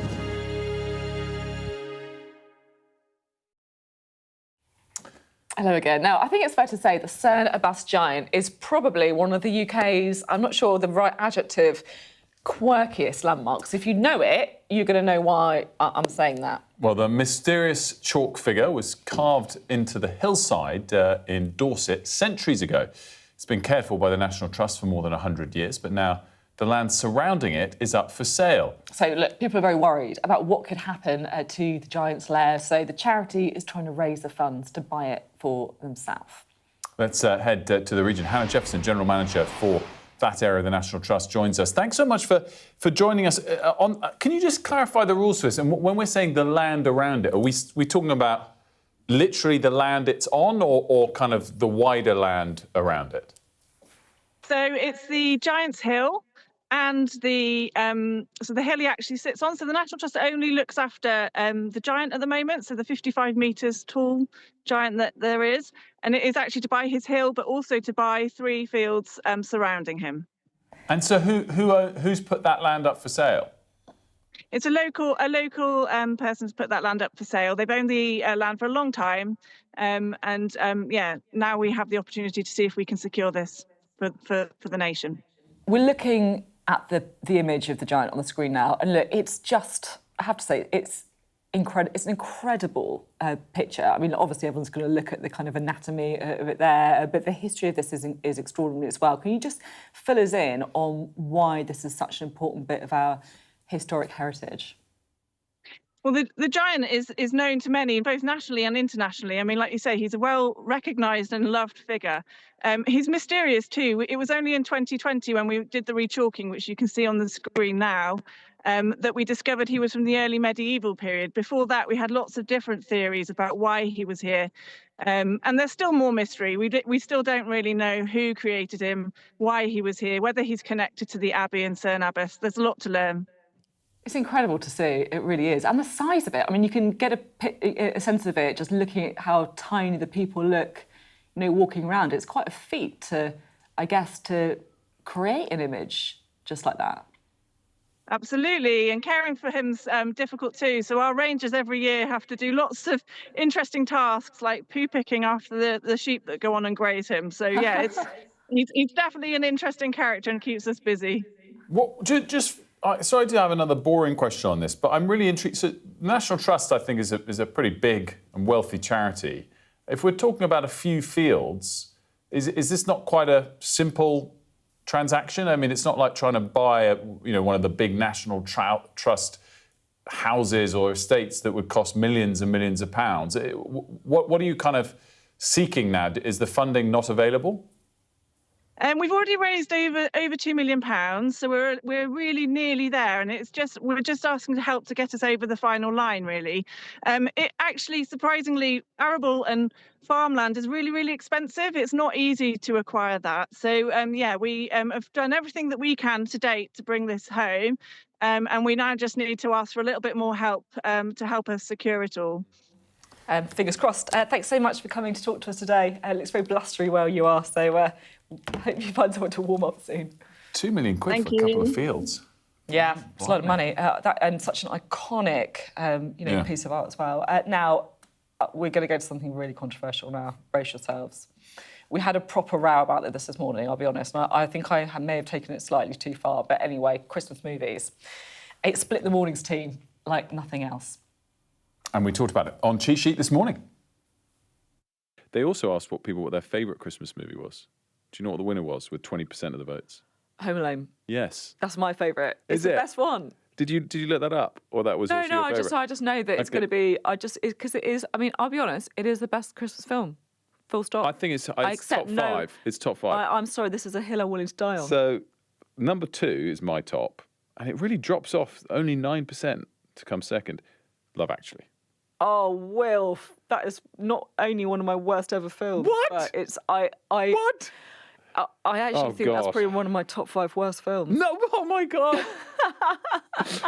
My second favourite, or maybe joint favourite, isn't on this list. What is that? The Holiday. Oh, Wilf, blimey. I mean, I don't know what to say to this. The Holiday, maybe The Holiday is my favourite. It is so good. What, better than Home Alone? Yeah. So, who's right? I'm losing this poll, really annoyingly. Love Actually or Home Alone, which I agree is fantastic. Yeah, I think, the difference is you think Love Actually is terrible. I do. But Home Alone or Love Actually, get in touch with us. It's on the Mornings at Ridge and Frost Twitter X page. There's a poll going, or email us mornings@sky.uk. And all the other ways. Yeah, I need some support here because a lot of people behind the scenes, including our editor, are Love Actually fans, and I just don't know what to think about life anymore, I'll be honest. But anyway. It's so good. I need to watch it. Need to watch it soon. The Holiday, fantastic as well. Well. Die Hard, Christmas film or not? Well, this was also the headline from that survey we were talking about from the BBFI, and people say, I can't remember what because this headline's been derailed now because of the debate about Love Actually. It was close. It was pretty much 50-50 on whether or not Die Hard is a Christmas film or not. So if you want to get that off your chest as well, then we welcome all takes on it. Do listen to today's cheat sheet. It's good. It's well worth it. We've got some serious stuff on it as well, I should say, too, and we'll be discussing that as well in just a few moments' time. I needed my cheat.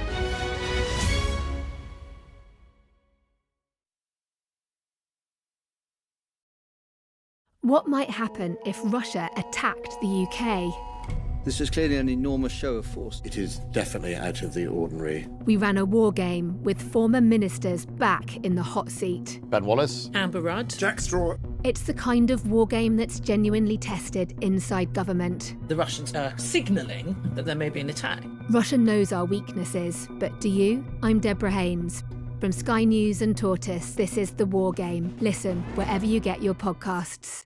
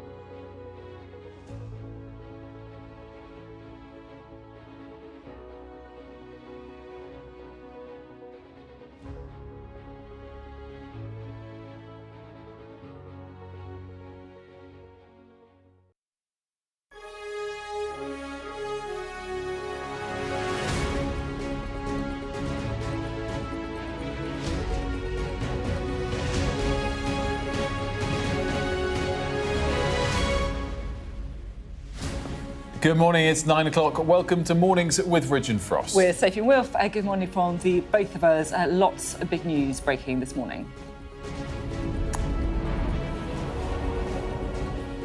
An end to the Ukraine war seems ever further away as talks between the US and Russia failed to move the dial. What we have seen is President Putin simply seek to escalate war, and we've seen over the weekend the continuing strikes, the heavy strikes.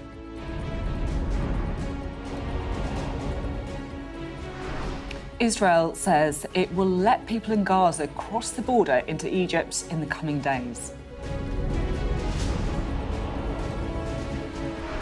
Emergency crews race to find survivors as the death toll from floods in Southeast Asia climbs.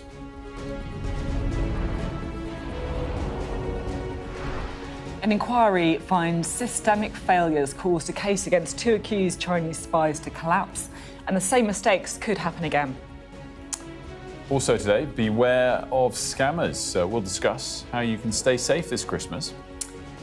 And a diamond Fabergé egg made for a Russian Tsar has broken records to sell for, get this, £22.9 million.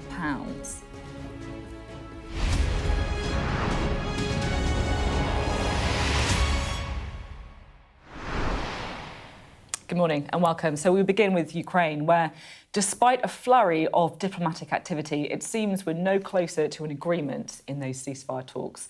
So America's lead negotiator, Steve Witkoff, President Trump's son-in-law, Jared Kushner, both flew to Moscow for a 5-hour meeting with Vladimir Putin, who then rejected the plans. Perhaps most concerningly, the Russian leader had a message for Europe as well, saying we're not planning to go to war with Europe, but if Europe wants to and starts, we are ready right now. Well, in the last hour, we heard from the Foreign Secretary, Yvette Cooper.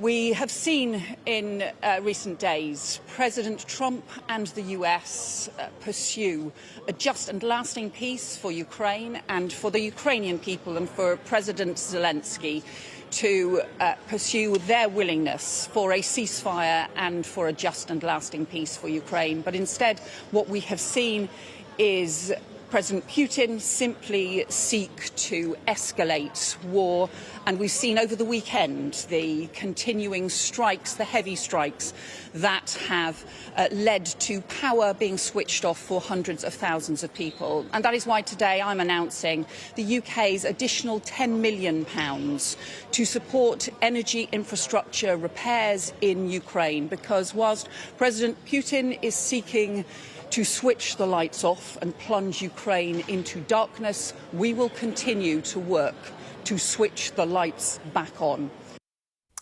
Well, our Security and Defence Editor, Deborah Haynes, gave us this update from Kharkiv.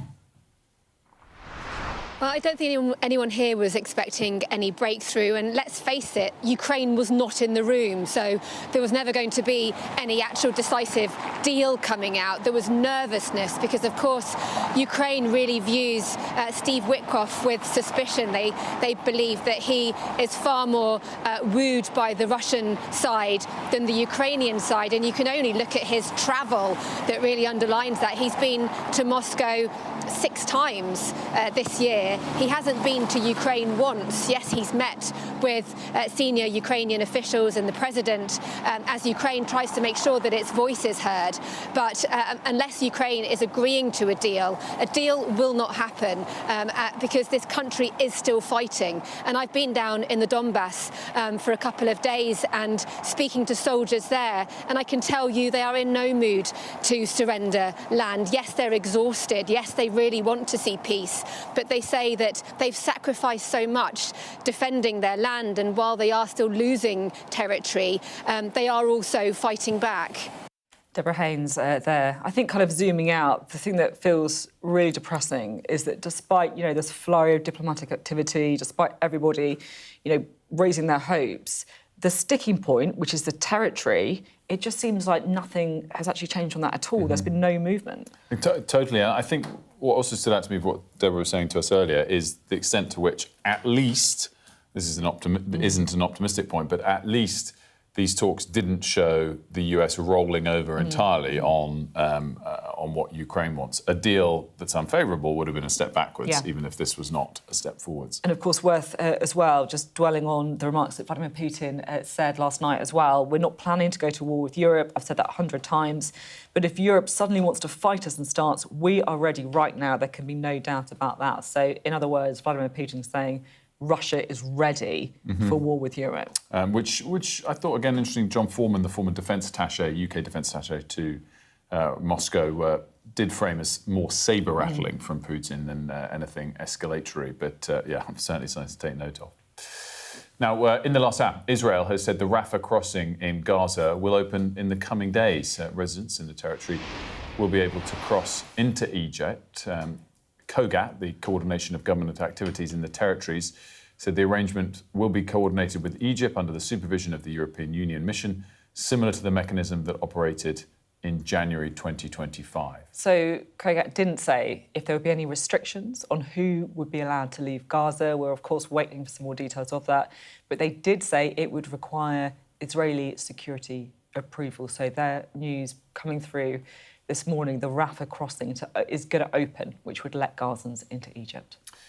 Now, the Government and Crown Prosecution Service have been criticised for systemic failures, which led to the collapse of a trial against 2 alleged Chinese spies. So charges against the 2 men, a former parliamentary researcher and a teacher, were dropped in September.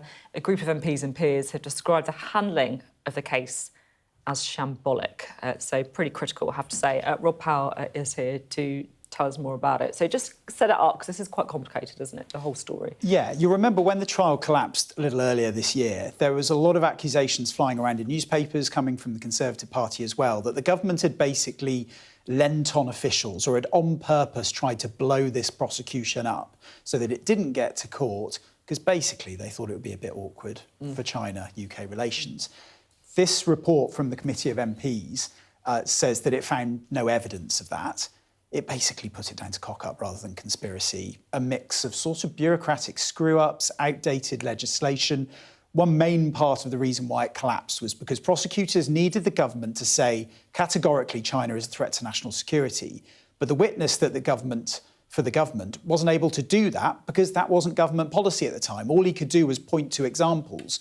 Now, the report says that should have been enough for the CPS in their view, but the fact that it wasn't pointed to, I think the word they used was a misalignment, a lack of communication, that there should have been a way basically of going, come on, there must be a way to get the evidence we need to take this to trial. There wasn't. Bits of the state didn't talk to each other properly. The trial fell down the cracks as a result. It also blames the laws that this was brought under, the Official Secrets Act. That has been updated now. If this prosecution was being brought now, it would be under a new piece of legislation passed a couple of years ago. But it says, look, some of the communication issues that were present here are still there. It says this wasn't a one-off, this could happen again. And the fact that we have a graver security situation nowadays means trials like this are more likely to happen. So they need to get the house in order and make sure that this can be brought to trial, because it damages public confidence when they collapse. Where are we, Rob, on the decision about whether to permit this so-called super embassy from China in the site of the former Royal Mint in London? Yeah, January now for the deadline of that. It had been, I think, in about a week's time, but was pushed back to Jan 20th, I think. Of course, the end of January, Keir Starmer is due to go to Beijing as well on an official visit over there. So that's going to be the next point of tension here. But it was interesting studying that Keir Starmer speech he gave earlier this week, where he talked about not blowing hot and cold on China. Now, when I initially read that, I thought, oh, isn't that exactly what the government is doing at the moment? But I think he's actually making a slightly more nuanced point. What he is saying is what we don't want is the kind of golden age of China that we saw under David Cameron. So yes, let's have more links. And then all of a sudden going, whoa, no, this is awful. He wants to essentially kind of ride 2 horses at once, be clear-eyed about the threats, but also open about the opportunities as well. And I think actually when you listen to some China critics, MPs, yes, some are calling for full isolation, but others are saying, we have something to offer China. They want to sell to us. They want some sort of relationship with us as well. So we shouldn't be afraid of actually being robust about the threats because they actually will handle that. They can soak that up and they're not going to cut off links just because we've said a few critical things about them potentially spying on us. The other thing I'd say is just important to note, we should do what's right for us, obviously, but the US, despite on the surface being the most hawkish major nation towards China and putting up tariffs left, right and centre across now multiple administrations, President Trump is going to Beijing next year to meet with President Xi. So again, you know, you say sort of watch actions rather than words. It's sort of, there is an easing there, or perhaps less of a tension than there had been for most of the last decade, really, US and China. Really interesting stuff. Thanks, Rob. And now we've been seeing a whole series of devastating images coming through from South Asia and Southeast Asia, and the number of people who are now believed to have died in the flooding has risen to 1,300. Rescue efforts and recovery efforts are intensifying in Sri Lanka, Indonesia and Thailand following cyclones and extreme weather. Well, we spoke to our Asia correspondent Cordelia Lynch, who's in Kandy in central Sri Lanka. It's a very challenging dynamic here. We've just taken a drive from the capital, Colombo, to here in Kandy. This is the worst hit district where more than 100 people have died, 474 across Sri Lanka itself, and there is still a search for survivors. But what should be a 3-hour journey has taken us 6 because there's so many roads closed because of the landslides, which you can see. Lots of businesses as well have been totally destroyed. A lot of people are just going to have to take out the brooms and clean it themselves. There's a lot of criticism that the government haven't brought relief efforts, they haven't rescued enough people, and critically didn't warn people here that it was coming, despite meteorological predictions that this could have been a very devastating cyclone. And they didn't hand out information in the 3 languages that they needed to. And so I think we're going to see intensifying anger placed at the door of the president and the government as well. You can see here just some of the damage. This temple in a place within Kandy district where we're very soon going to try and see if we can witness that rescue attempt to try and search for survivors, because there's more than 150 people currently missing just in this area alone. And it's not just here in Sri Lanka where you can see many bridges that are broken, lots of houses crushed as well.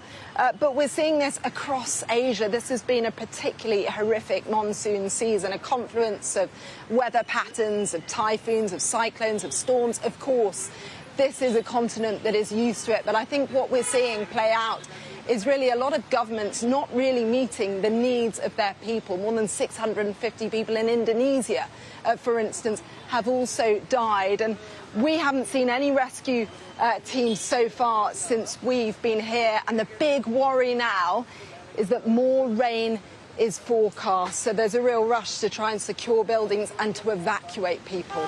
And that's what we didn't see days ago. There weren't the kind of mass-scale evacuations that arguably were needed. Cordelia Lynch there for us in Sri Lanka. Now, leading nurses say there's been insufficient urgency to tackle corridor care in hospitals in England, warning the same problems could repeat this winter. It comes as resident doctors plan to go ahead with strike action later this month. This is what the Health Secretary, Wes Streeting, told us earlier. They are, you know, sat in the corner like moaning minis when actually their members are doing a really good job working with the government to improve patient care and experience. I mean, it sounds like you've really kind of had it with the doctors' unions. With the BMA, certainly. I mean, whether it's the rhetoric and the behaviour of the BMA around general practice, whether it is yet another round of unnecessary strike action being proposed by resident doctors who've had a 28.9% pay rise, we've seen an outbreak in the British Medical Association of juvenile delinquency.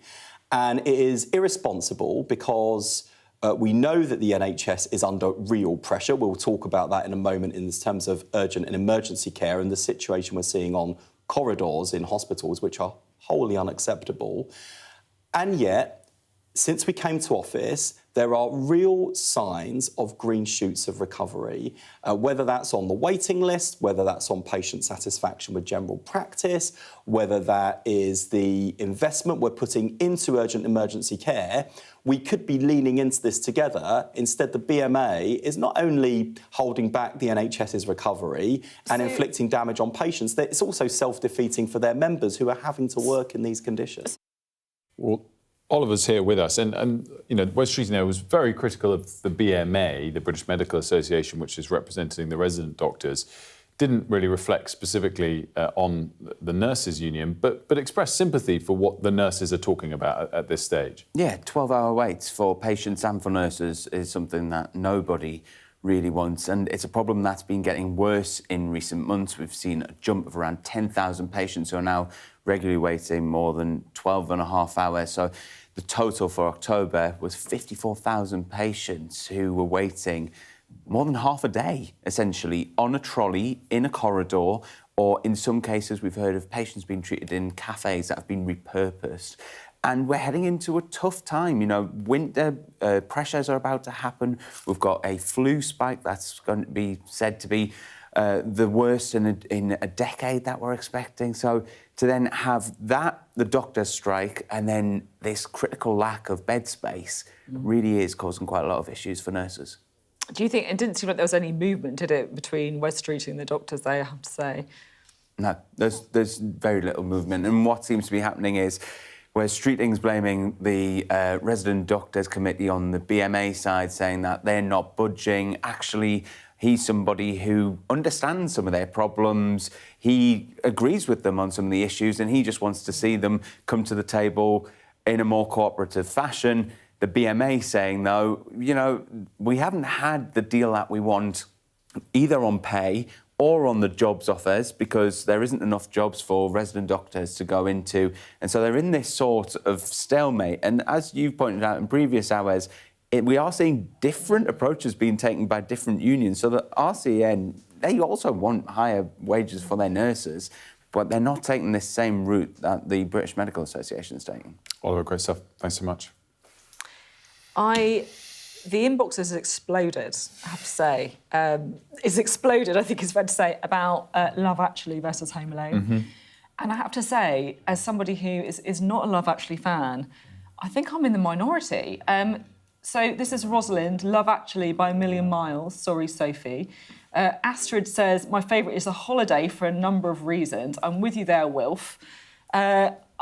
Another one said, oh my God, I can't believe I'm emailing. This is Vicky. This is the first time I've ever emailed. I'm Team Wilf, hashtag Team Wilf. Love Actually, the holiday. Trending. Would get my vote every time. I do have one though. This is Alan. I agree with Sophie.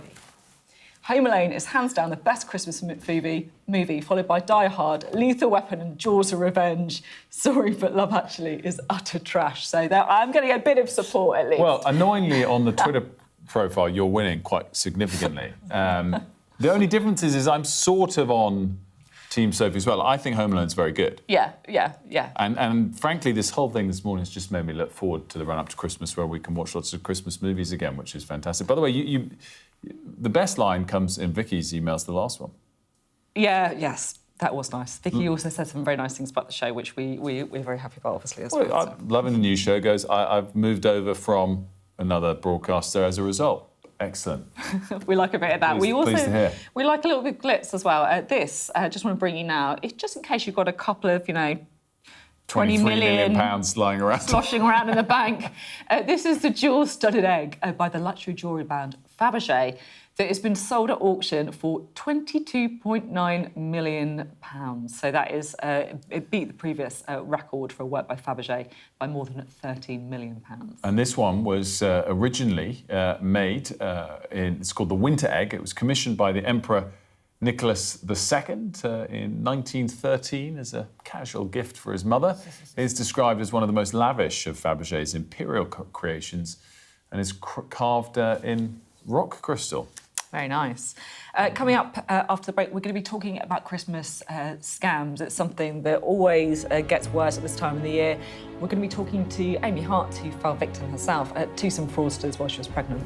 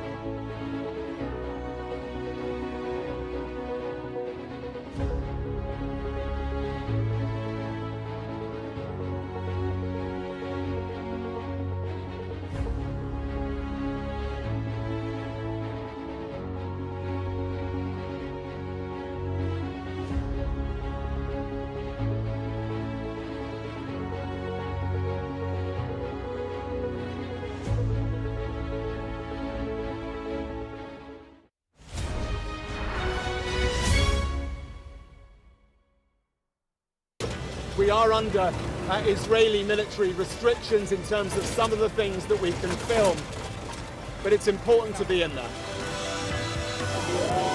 What a slow drive for the president as he approaches his golf club. 4 more years! Free wherever you get your news. I'm Mark Stone and I'm Sky's correspondent based here in Washington, D.C.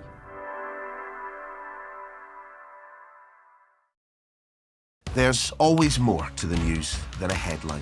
We want to discover, to delve a little deeper, to find out what's really going on. Explanation, analysis, the people at the heart of every story. I'm Neil Patterson, and this is the Sky News Daily Podcast. So, by the end, we'll hopefully all understand what's going on in the world just that little better. Available wherever you get your podcasts. So, have you started your Christmas shopping yet? Some of us are super organised, got it all in hand. Others might leave it a little bit more to the last minute, I think it's fair to say. But whatever group you fall into, we're all being warned to watch out for scams this Christmas, with experts warning that it is fraudsters' favourite time of year to take advantage of busy shoppers. We're joined now by influencer Amy Hart, who's here to tell us about her experience, as well as Joe Miller, the National Security Officer at Microsoft UK. A very good morning to you both, Joe and Amy. Thanks for joining us. So, Amy, you're very kindly opening yourself up to tell us that you were scammed yourself quite badly recently. So I was sitting out in the garden, sunbathing, and my phone rang, and I didn't recognise the number, so I didn't answer the call, and I went onto the internet to search the number, and they must have timed it, because in the time that it took me to type the number in and see that it said it was my bank's fraud line, they called me straight back again. So obviously I answered it. And then from that moment on, you're on sort of panic mode. And they were saying, you know, there's been fraudulent activity on your account. You know, there's been transactions that have tried to been done. We're going to help you though, don't worry, we're going to sort this out. So you're really, really sort of, time is of the essence and your hands aren't working, trying to look at your app and stuff.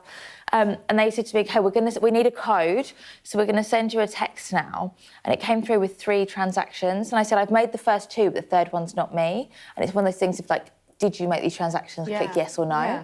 Yeah. And I said, well, I did the first 2, but the third one wasn't me. They were like, but if you've done the first 2, you need to click yes because we need this code. Otherwise, they're going to be able to drain your whole account. So I was really panicking. So I clicked yes, gave them the code. And as I did it, I thought, what am I doing? So I sort of ran inside to my husband. He's like, hang up the phone, hang up the phone. But they managed to get £5,000. So wait, they calls seemingly on your bank's fraud number? Mm-hmm. So it's called number spoofing. So they have technology that means that they can sort of intercept. And the crazy thing is, if this happens to you, sort of stop what you're doing, hang up the phone and call your bank from a different phone. Because when they've intercepted, if I typed in my bank's number, it would go straight back to them. Because they say a lot of the time, they're like, well, look, hang up and call me back if you don't believe me. Yeah. And it's because they've intercepted. That's sophisticated. And Joe, is this sort of example like one of the most common, one of the ones you've got to be most open for? But it does involve direct phone calls as opposed to just sort of what I wondered you might come on and talk about, the kind of AI-empowered hacks that are happening. Yeah, that's right. So there's a range of techniques that are being used, including the one that Amy described. AI is making it much more complex to identify scams, whether it's a phone call, phishing, vishing, generative AI being used to develop fake imagery, fake voices, fake videos. So much more difficult to identify that it's a scam. God, this is hard. I mean, it's come a long way from the kind of, some random person saying that they've got 500 million quid and they want to give it to you. I mean, this is another level. Yeah. What are the tips you'd look out for? Yeah, absolutely. So slow down. If you receive something, whether it's a text message, whether it's a phone call, slow down and have a think about it. Verify the details, verify the digital identity, so whether it's the phone number, whether it's the email address. You can click through and you can identify whether vowels have been replaced with numbers or exclamation marks and that kind of thing. Get someone close to you to verify it if you're not sure. Double check it is a trusted contact number. If you do feel that it could potentially be fraudulent, then report it. There are many ways to report kind of fraudulent scam activity, whether it's through the NCSC, the National Cyber Security Centre, their Stop Think Fraud Hub. or Microsoft/reporter scam. Can I ask as well about how banks deal with this? Because my experience is that normally banks have been pretty good. If something's fraudulent, they'll kind of give you back the money. But I've noticed on my own apps, like they've got more things about checking, is this a scam? Are you sure about this payment? And then you have to verify it. Are we moving to a world where banks might not keep refunding, like, fraudulent activity? My bank didn't refund to start with because it was a telephone banking transaction. And I said, well, I've never had telephone banking. I haven't even got it set up. And they were adamant it was me. When I sort of escalated it, they said, we've listened to the call and it was you. And I was like, but it wasn't. And then when I escalated it again, I got a phone call from someone higher up who said, I've gone in and listened to the call and it wasn't you, it was a male's voice. And I was like, great. So someone thought it was me. I thought you were going to say it was an AI voice. That's what I thought. No, it was a man's voice on the phone. But the first person that went through it was like, no, that's her, like not giving the money back. So I did get the money back in the end. But it's interesting you say about asking a family member. Everyone thinks that older people are more vulnerable to scams. But I feel like my nan, anything she gets sent straight in the family group chat for like me and my cousins to verify. Whereas I probably wouldn't do that because I'm like, well, I'm savvy. I wouldn't get scammed, and I did. It can happen to anyone. It's good advice. It's true. It's a really important point. That is that genuinely anybody could be exposed. Anyone could be scammed, regardless of age. And it's a really good point about the banking side and some of the security tools that are being put in place. So multi-factor authentication, so not just logging in with a passcode or logging in with a password, but having multiple ways of logging into your account. So banks and other legitimate organisations are putting these tools in place. And a legitimate organisation, whether it's your credit card company, your bank, Microsoft, will not cold call you and ask for your banking details. Joe, Amy, thank you both so much for coming in. Really, really important tips, and thanks for sharing the details. Still to come, Ian Hislop will be here to tell us about this year's Private Eye Annual. That's coming up. Looking forward to that one.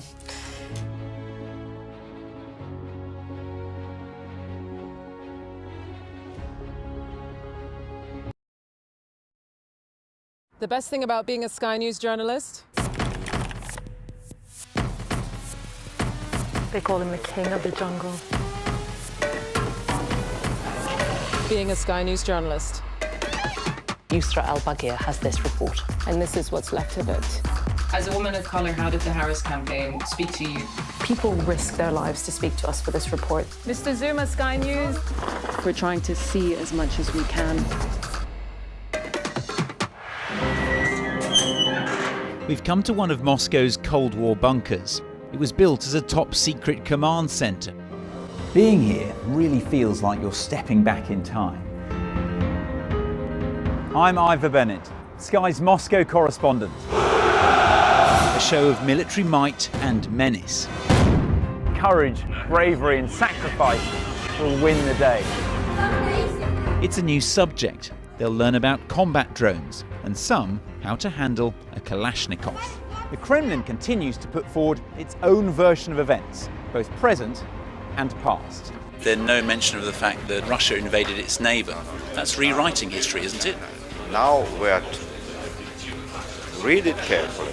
Vladimir Putin put forward his plan for a ceasefire in Ukraine, telling Kiev, pull out of your eastern territories and the war will end. Why should the West trust you? Frankly, I don't care whether the West trusts us or not. Vladimir Putin is already the Kremlin's longest-serving leader since Stalin. The question is, what will a fifth Putin term mean for Russia and the world? Why do you support Vladimir Putin, Mr. Segal? I can't answer questions that stupid. I've watched Vladimir Putin attempt to create a new world order.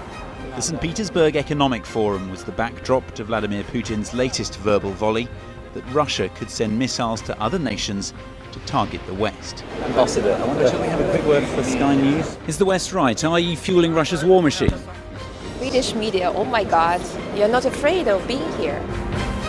American journalist Evan Gershkovich is on trial here, but was first on display. Russia says Evan Gershkovich was caught red-handed, but has never produced any evidence to back that up. Sky News. Get the full story first. What's the best thing about being a Sky News presenter?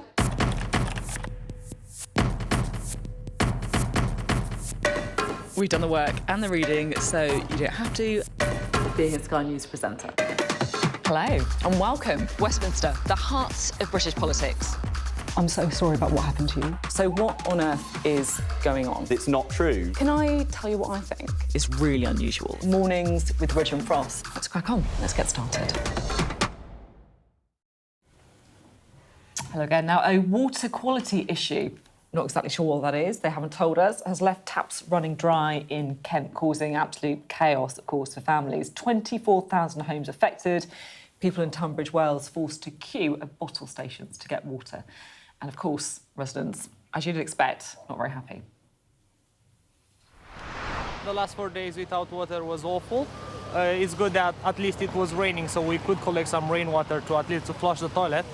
But I felt like every time when you need to go to the toilet, you just spend lots of money dropping the water down to the flush. It's survivable. It's not that bad. It's still 4 days, it's not a week. After a week will be really, really devastating. Sort of hope that today was going to be the day because it's been so long that we expected it must be resolved by today. They promised us so many times. So I think today was the hardest this morning, realizing that we've got to go another day. We don't know how long. There's been a complete lack of transparency on their behalf now. They've actually stopped communicating with our MP as well. I'd just like to know what actually has happened, what actually has gone wrong, and what are they going to put in place to mitigate similar situations happening again, because it happened 3 years ago and it's happened in other places in Kent as well. So, yeah, we'd like to see some accountability. Well, earlier we spoke to the Liberal Democrat MP for Tunbridge Wells, Mike Martin, who explained the current situation. South East Water have said that it's a water quality issue, which is very unhelpful because it makes people think that the water that's coming out of their taps that came out over the last 24 hours in this brief restoration of supply to some houses is unsafe. I want to say very clearly now that if you have drunk water out of the taps in Tunbridge Wells over the last 48 hours, if you were one of those few houses that had your water restored, then it is okay to drink. It is safe to drink, okay? If that situation changes, we will clearly communicate that to you. But the fact that South East Water are pushing out ambiguous statements like that really encapsulates the problem. It's not only a problem of resilience in the network that's caused this problem in the first place. Their crisis management and their communications have been utterly abysmal. I mean, he's furious, and you can see why, I'll be honest. And talking about having to deal with what patients are going to do who've got dialysis, talking about families, of course, schools being closed. I mean, this is extraordinary, really. And he said it's gone worse. The numbers have gone up. Yeah. Our ticker was out of date. Not to have water is an unbelievable thing to do with that. And he made a very clear call at the end of the interview. He said he wanted, once they'd solved the problem, fixed it, he wanted Dave Hinton, the South East Water CEO, to resign. So it's a story we'll of course, continue to follow in the next few days. Now, it wouldn't be Christmas without the Private Eye annual edition for the year. And we're very happy to say the magazine's editor, Ian Hislop, is with us now to complete the festive spirit. Yes, Sophie's mic's slipped down, so she's doing that in the meantime. By the way, this gives me a chance to also say, the last time you guys were sitting next to each other was when you were killing it, and Sophie was killing it on Have I Got News for You. Now, your job then, Ian, is to make jokes at the expense of your opposition team, but that doesn't apply to me today. Just so the two of you don't get any ideas. my job is just to laugh at Ian, really, on those things, I think, because it is... Excellent. And my job is to hold up this annual and say, this is what you need this Christmas. Private Eye 2025, the annual. Love it. Very, very slickly done. Not obvious at all. I don't think you don't no like the subtle crowbar. way you did it. It's really good. I'll tell you that water item, almost my favourite joke in the annual is when there was a toxic issue and one of the water boards had failed yet again. We had one of the passers-by shouting, what about the parasites? And someone saying, oh, they've got a big dividend this year. That's about the level of it. Very good. I mean, you had a nice quiet year, not much to choose from, right, to get in the annual? Yeah, it was an absolutely extraordinary year. And we started off, I mean, Trump had just come in and we didn't realise that every single day he would be the news. I mean, completely different news by the end of the day, but he dominated. And then the falling apart of the Labour government, which again was quite quick. even for a first year. Well, quite short-sighted not to think Trump would be the news. Yes. A little bit. Yes, I suppose he had dominated a little, but it was in every single sphere. Yeah. And again, I mean, he's been doing the Ukraine peace deal for as long as we've been covering it, and we had a brilliant photo early on of him and Zelensky, and Trump was saying to Zelensky, "What do you think the peace deal is?" And Zelensky says, "I give up," and he says, "That's right." This brings me back, because that sounds like one of the front covers that you've had. And when you're making great comedy and you've got a subscription or you want people to buy the actual item, how do you weigh up how much in today's age to share publicly for free versus keeping the best stuff for those that pay? Because a lot today is just put out there immediately. Yeah. We try and give away for free as little as possible. The cover's really important because you see it on the newsstand and you think, is that funny? If you think that's funny, you might buy the rest of it. Yeah. The subscribers, they don't want the idea that you can get everything that they've bought for free. So, no, we give away nothing for free. And also, digitally, if you want to look the eye up, you won't find much. Go and buy the mag. And also, I guess it costs money, doesn't it? Because I think what's interesting about Private Eye and a lot of journalism, when we think about it as comedy, but it's also journalism as well, is that this can be expensive, right? You've got legal bills and investigations. That's really, really tactful of you to bring that up. The legal bills. Sorry, let's not go too much to the detail on that.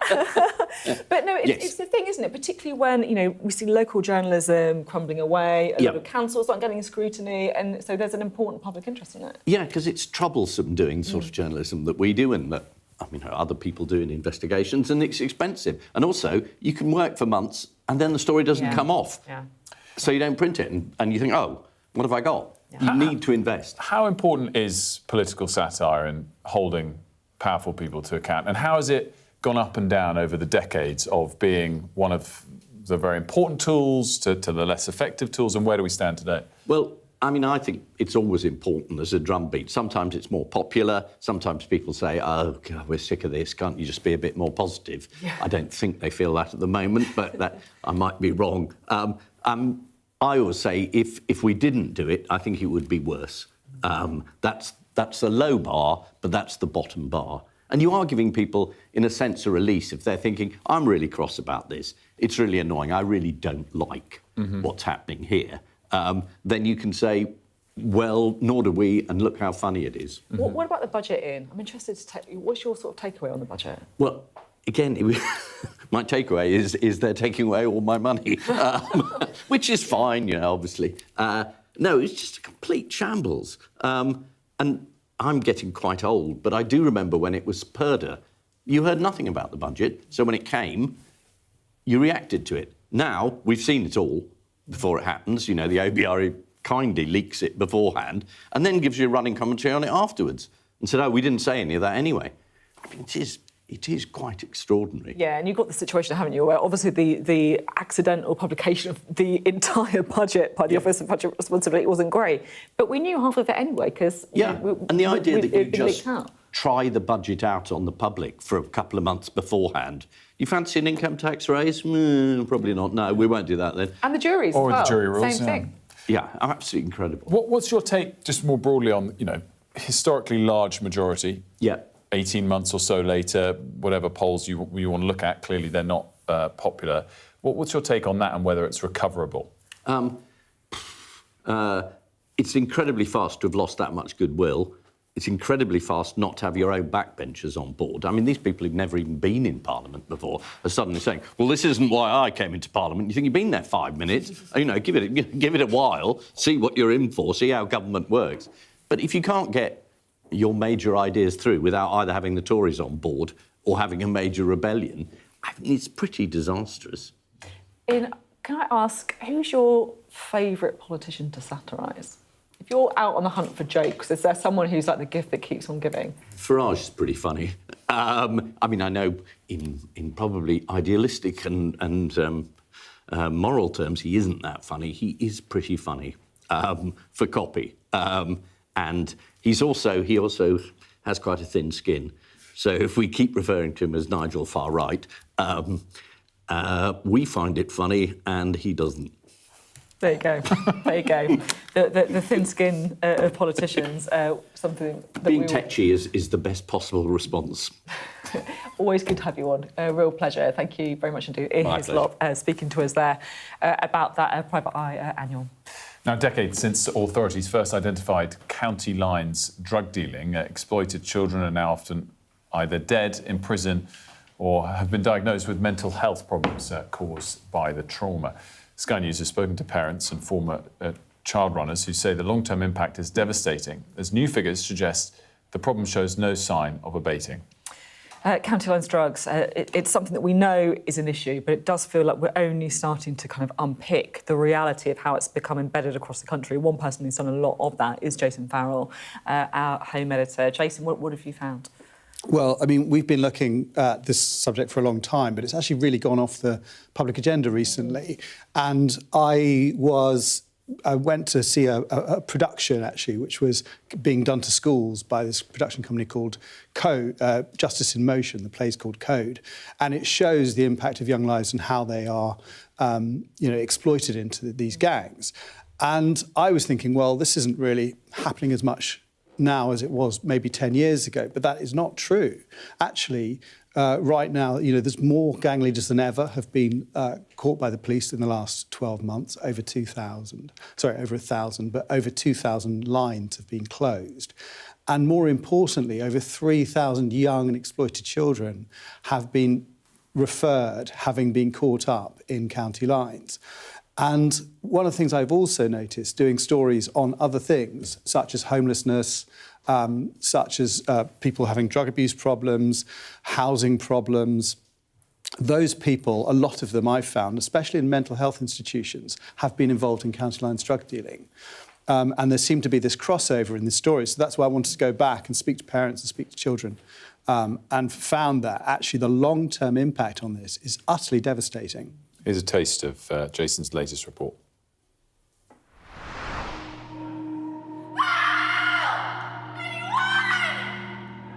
Consequences is death, prison, or the loss of your sanity.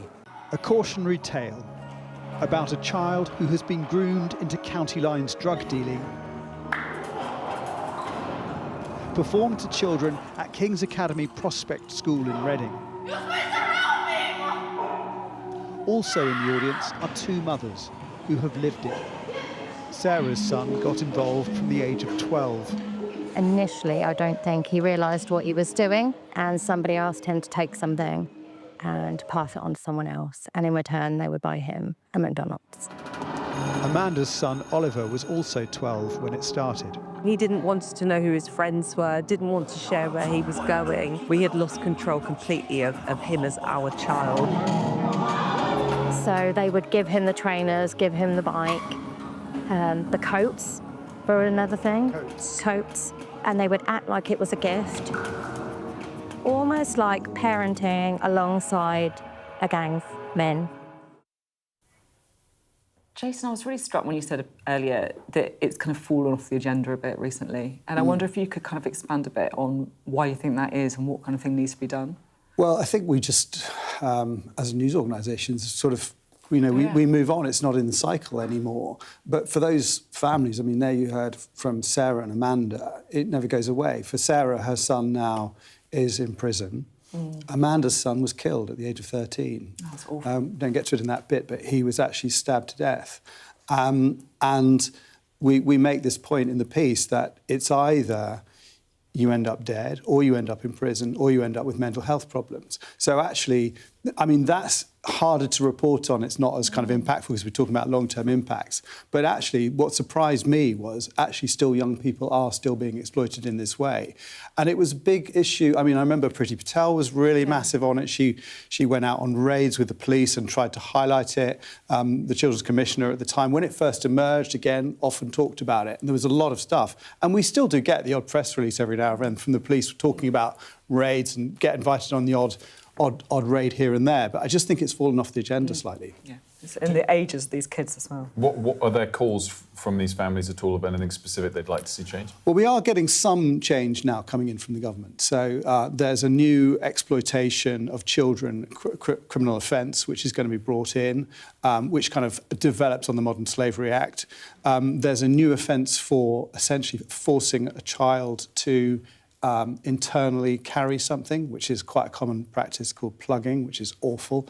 And there is also a new offence around cuckooing, where these gangs take over people's houses and use them as crack dens. And again, they tend to exploit vulnerable people to do that. So there are these new offences coming in. But I think more than anything, people want awareness because it's still going on. And this production that goes into schools is one of the very few things that actually reminds people that children can be exploited in this way. Yeah, and the realities of it as well. Jason, great stuff. Thanks so much.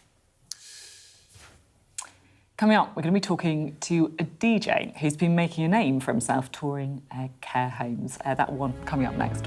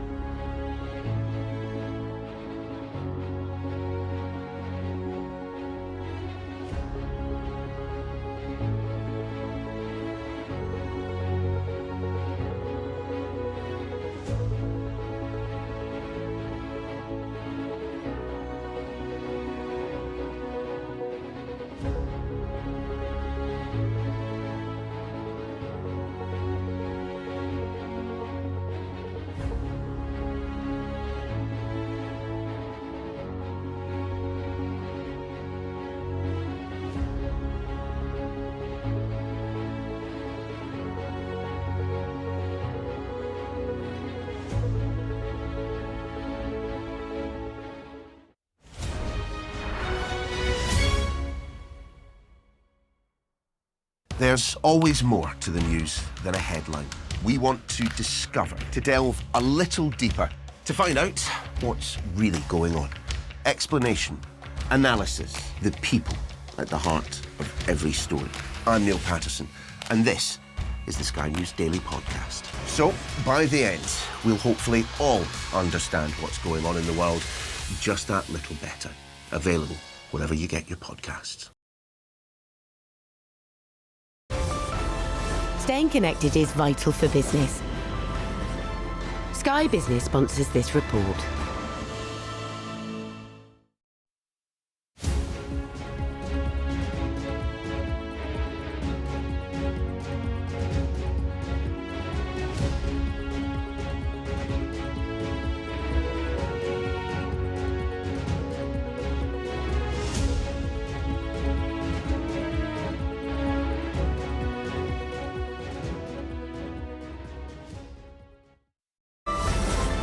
Sky Business sponsors this report. Hello again. Now, you, I'm sure, remember that landmark Supreme Court case earlier this year, which was all about defining a woman.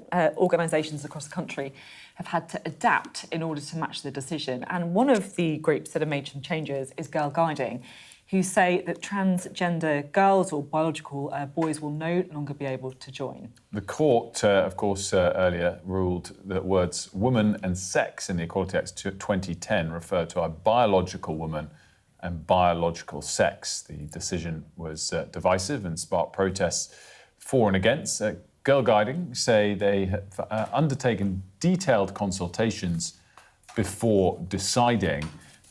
Should just mention some of the background on this, which is that a parent of one of the existing members brought a case against them that triggered them to review their policies because they'd previously had allowed trans members of Girl Guides. Yeah, and they did it, it's fair to say, I think, reluctantly. There's a statement that they put forward the trustees saying this is a decision we would have preferred not to make. We know that this may be upsetting for members of our community. Girl Guiding believes strongly in inclusion. But look, this is, like you say, parents looking at the law, which is on biological sex, and reaching out to Girl Guides as a result of that. Yeah, and to brought a case against them until they responded, but an interesting one for sure. Now, a DJ has been making his name playing sets in unusual places, and it's taking it one step further this Christmas as he aims to perform in as many care homes as he possibly can.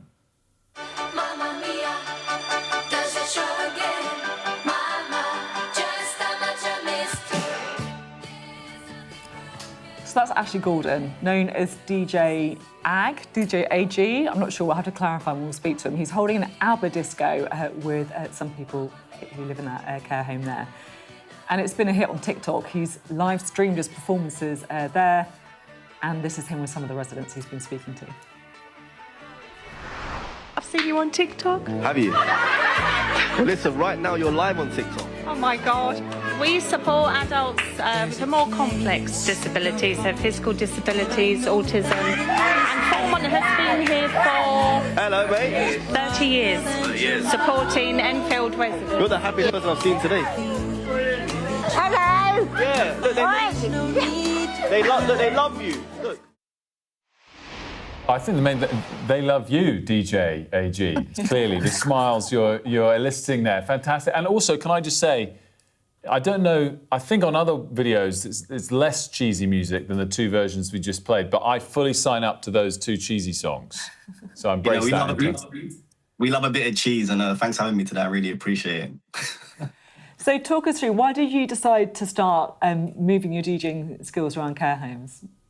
So my gran had dementia. And while she forgot our names, when you play her a song, she know the song word for word. So it's always my ambition, once I had the opportunity in terms of time, that I'll be able to go and just support and go to care homes and just share the love and just make sure that our elders are not forgotten. And what I loved reading more about this, I mean, obviously you share a lot of this on TikTok, but it is really universal, the glee that you're welcomed with as you go along and do this. Absolutely. Look, everyone is welcome. It's great to meet so many different types of people, and just spreading the love, all connecting through music. And music is such a powerful thing, one that we shouldn't forget about. It's so interesting when you were saying that your experience with your gran with dementia, and yet she could remember songs, she could remember music. Like, how important do you think music is as a tool for keeping people young, keeping people enjoying their life? As you can see from the clips, I think it's really important to do things like this. The elders, some of the elders don't get any visitors at all. Some of them are forgotten. So for me, playing music, connecting, singing along, and you can see the happiness in the clips, and it's an amazing feeling, so fulfilling, and I aim to see as many people as I possibly can. What is your go-to care home dance tune? It's probably Sweet Caroline. Oh, classic. That's the one that goes on. Love it, love it. That's brilliant. And who's watching on TikTok? Is it what kind of what kind of follower have you got on TikTok?